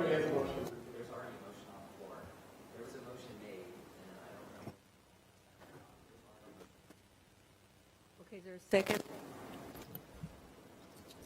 It was already second. Who made the motion? I did. Okay. I made the original one, and then you asked the question. Oh, and then while I Maria was said, making wait, the okay. motion, so yeah. Okay, is there a second? Second. Okay. Now discussion, Maria. Okay, so my question on this one is 4.12. This is the software that's going to be used for coursework for other people to get into what? No, go ahead. Okay, so anyway, so my question is, we approved a contract before for this particular item, and now we're adding more to it.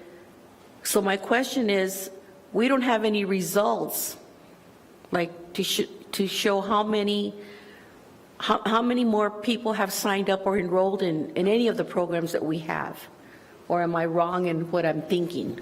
I think this is a work management software, so it's for like the facilities folks to keep track of their jobs, and there's a component in it where they can, you know, be out in the field and they can access data, I guess, through the cloud or something. So they don't have to run back to the office to figure out the those things. Okay. Then I'm okay with that one. Okay, any other discussion? All in favor of approving the contract amendment for, how do you say that, accruant? Accruant. Say aye? Aye. Aye. Aye, passes. And then now moving on to 4.14, the contract for Design Modulars Inc. to purchase, deliver, and install 36 feet by 60 feet modular units for Phase 2 of the Desert Vista Child Care Center, not to exceed $350,000. Okay, so we can discuss? No, make a motion. Okay, so I make a motion to table this 4.14. Is that right? Well, that's what I wanted to do, so we can have a discussion.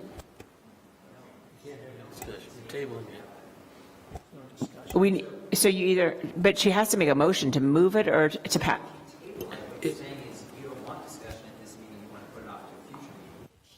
I forgot, okay, just tell me which one I need to do. But do you want it to pass or do you want it not to pass? To approve or deny the motion? Well, I want to discuss it. Oh. There's no motion. She just withdrew the table. She moved to table. There's no second. Did you withdraw your table? I withdraw my motion to table 4.14. So here's the thing about Robert's rules, right? You can either move to approve this or you can move to disapprove. Either way, we can have discussion, and no matter which way the motion goes, you motion to approve it, and then if all 5 of us say no, that's failed, and then we do another one. So you can say whatever you want as far as approving it or disapproving it. Madam Chair, I move that we approve item 4.14 as presented. Thank you. Is there a second? Second. Okay, now discussion. Maria. Okay, thank you. Okay, so on this, for the daycare center, are these going to be rooms that are actually going to be used for a daycare center, or is it just to store stuff? Or we're going to build something new for the daycare center? So can I have, Madam Chair, can I have Brandy come up here just to kind of just give you a background? Welcome to the party, Brandy. So when we sought federal support for the child care center out at Desert Vista campus, there were two components to that. We completed phase 1 of that. Now we're talking about phase 2 of this, consistent with receipt of the grant money. So what we're talking about is that part of it now, is my understanding. I'm actually really super excited that you told this, because it gives us an opportunity to present to the community what's happening out at Desert Vista with regard to childcare. So we do have phase 1 in place right now. That's 3 and 4-year-olds. There are toddlers that have need for parents who have need for toddler childcare. And the second portable is meant to allow for that. So it will expand our services to that community. But is it the same age group, or is it an older group? It's a younger group. Oh, it's a younger, toddlers. It's toddlers. Okay, got it. So thank you, because, I mean, it was in the consent. I wasn't sure, like, do we want a modular unit for childcare, Yeah. So, okay. Thank you. More discussion? More discussion. Brandy, do you need to ask Brandy a question, Luis? Well, it's not a question, it's a comment. I know that when we did the tour, when it was initially opened, yes. I went through the tour. I liked it. I saw what I saw.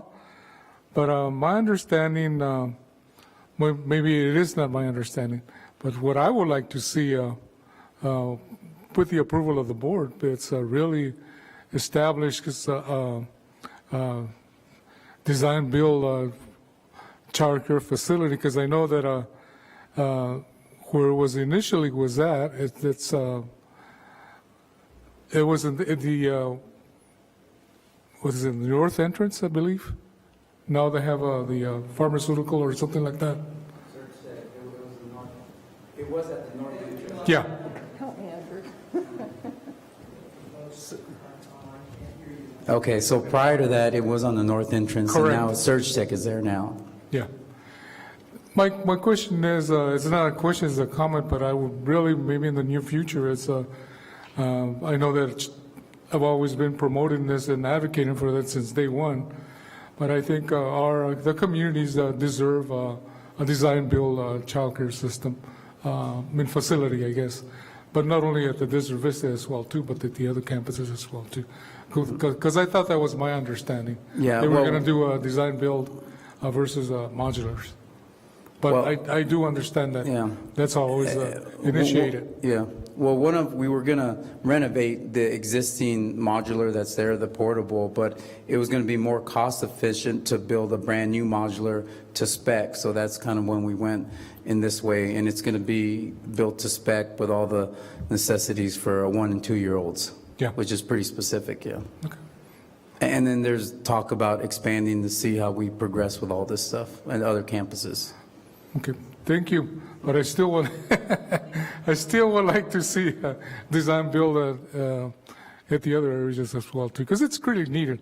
Like I mentioned, I've been advocating and promoting this because it's what better yet to have our students, the young people that have their children in a safe place and nearby. Thank you. Okay, I think we're ready for a vote. All in favor, say aye. Aye. Passes unanimously. Okay, moving on to Section 6, requests for future agenda items. I do have one, and maybe I just don't know a lot more about it, but the presentation we had from the auditors when they were talking about the compliance finding with the COVID-19 Education Stabilization Fund, I'd love to hear a little more about why that happened and what's being done to remedy it and make sure that it doesn't happen again. I don't think it needs to be long, but I'd like to know more about what's being done there.